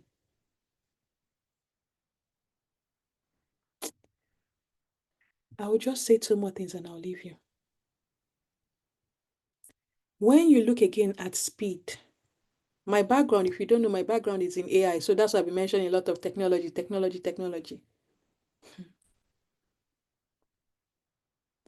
Community trend. Where is community? Who is that? Okay. Community trend is when there are different, like organizations. For instance, there's a community already for TTT community. There's something that is happening. And we find that, let me use this practical example. I'm using TTT as the case study now. We find that people are in the community, but they're waiting for other people to communicate, to initiate conversations. What happens to you initiating the conversation? This is a way that you're able to differentiate yourself. And we can pull you from there and say, see, what are your career aspirations? What are your teaching goals? That's an opportunity to elevate you. So that's a community trend. Okay? It's an opportunity for you to work with organizations that really want to enhance students' school experiences as well. Do you get it now, Grace? Do you get it before I move to speed? Now, speed. There's a fast adoption of technologies like ChatGPT. And I said this at the beginning, I'll say this again. This should not be you, where you're saying, let me just use ChatGPT to develop books and resources. You still have to go and do the deep work. That's why I said you must refuse mediocrity this year. Even when you're posting on social media, you see people that you know that this is completely ChatGPT written. So you see the dates, it will have calendar. Time, it will have whatever. Zoom, you will see arrow flying to the sky or whatever, rocket. You understand? Very, very generic content. Yes, ChatGPT and all the AI tools are here to help us do our work. But there's also the aspect where you do work. So in terms of speed, you'll find these tools helping with a lot of gamification. Gamification. There's so much gamification is being embedded in curriculum now. You have to start thinking, what can be different where I am? Sorry, I can see someone's hand raised. I don't now know what I have touched though, before I end the meeting mistakenly. Tiwalewa, I see your hand up. Yes, I just wanted to quickly say this. I wanted to emphasize the point you were trying to make. So I watched the video this afternoon. It wasn't funny though. So a student was given a research material to do from the professor, and he just did copy and paste. And the teacher was like, you used AI to do this. You didn't brainstorm. So he had to repeat that class. So what he could have done differently was to organize his thought process, write it out in a plain sheet of paper. So good. Then look at how AI writes it, and don't just copy verbatim. Use your idea and restructure the words entirely so that you will have an excellent mark. You won't have to sit for that course. So as you were mentioning that point, I was just saying to myself, the video I watched this afternoon. Yeah. Thank you. Thank you. Thank you for emphasizing that. And the quality of who we are will determine the quality of children we churn out. Think quality at your core. Think quality at your core. Just like she's just shared now. Think quality. Your quality will determine the kind of children you're churning out. So imagine that teacher now, if he didn't even know what, how this AI thing looks like. Once I see an Instagram caption, for instance, that is AI written, I know. So that teacher could easily spot it, and that was a point to correct. Yeah? Let me stop here for now. Okay, I'm going to touch on two things, weighty inventions. We're seeing AI in education. We're seeing adaptive trends, adaptive learning. We're seeing, different grading systems, automated grading systems. You can even do that using Excel. Use Excel. Okay? We're seeing things like, Google Expeditions using, an Oculus for immersive technology. Those are things to even tell your children about. Yes, they may not, or no, they may not have come into Nigeria or Africa at the moment to the degree that we want them. But those are things to start exposing them. Remember that you're developing this type of children. Digital citizens. Digitally literate children. So let it not look like they just, they come and it's almost like they're seeing gold for the first time. One of the things I really want to mention when it comes to weighty inventions and IT trends is that you must understand data privacy. I have a few stories to tell about this one, but you need to understand the implications of student data protection. Name and shame should be gone. Like, I don't know how to explain this, but data protection is a big thing. Okay? Because we're seeing cyber, children are using laptops, children are using phones. You're thinking of cyber security and cyber safety. So you should be aware. These are things that you have to educate yourself on or in. What I want you to think about, we're having a parent, Evelyn, correct me if I'm wrong, but we're having a parents teachers meeting coming up very soon, because we need to rethink. Evelyn, am I right? I think that's in the agenda for this quarter. Parenting trends. You have to think about moving some of the responsibilities to parents. We have a lot of absentee parents when it comes to education. Yeah? So there's going to be a shift, a major shift from passive oversight to active co-teaching. How can parents become collaborators in learning with you or in teaching? It's a collaborative process. It's coming up in February. Okay. Yeah. So I'll stop here from now. Oh, for now, actually. I hope this, thank you for dragging whatever you dragged, but I'll stop here for now, and let's just, round up very, very quickly. So, what are the other things I mentioned? If you have, teaching needs, let us know. In your school, we want to be able to partner with your schools or partner with other organizations that you may know of or belong to, partner with other communities, partner with government. That's a big one for us this year. We want to be able to partner with government on different things to really bring down this training. I've talked a lot about technology, and like I said, my background is in AI. So we want to be able to come and really teach at the grassroots level, let people start seeing what this looks like, what they're teaching. If you're a school owner or you know school owners, let them know this is another way school owners can really sell themselves more, because they're able to say, we're now adopting these practices. We've gotten this. Okay, so we want to be able to do that with them, work on that. We have a few training sessions coming up. All of that information will continue to trickle on the platform, as well as on the, through emails. We're prioritizing a lot of things.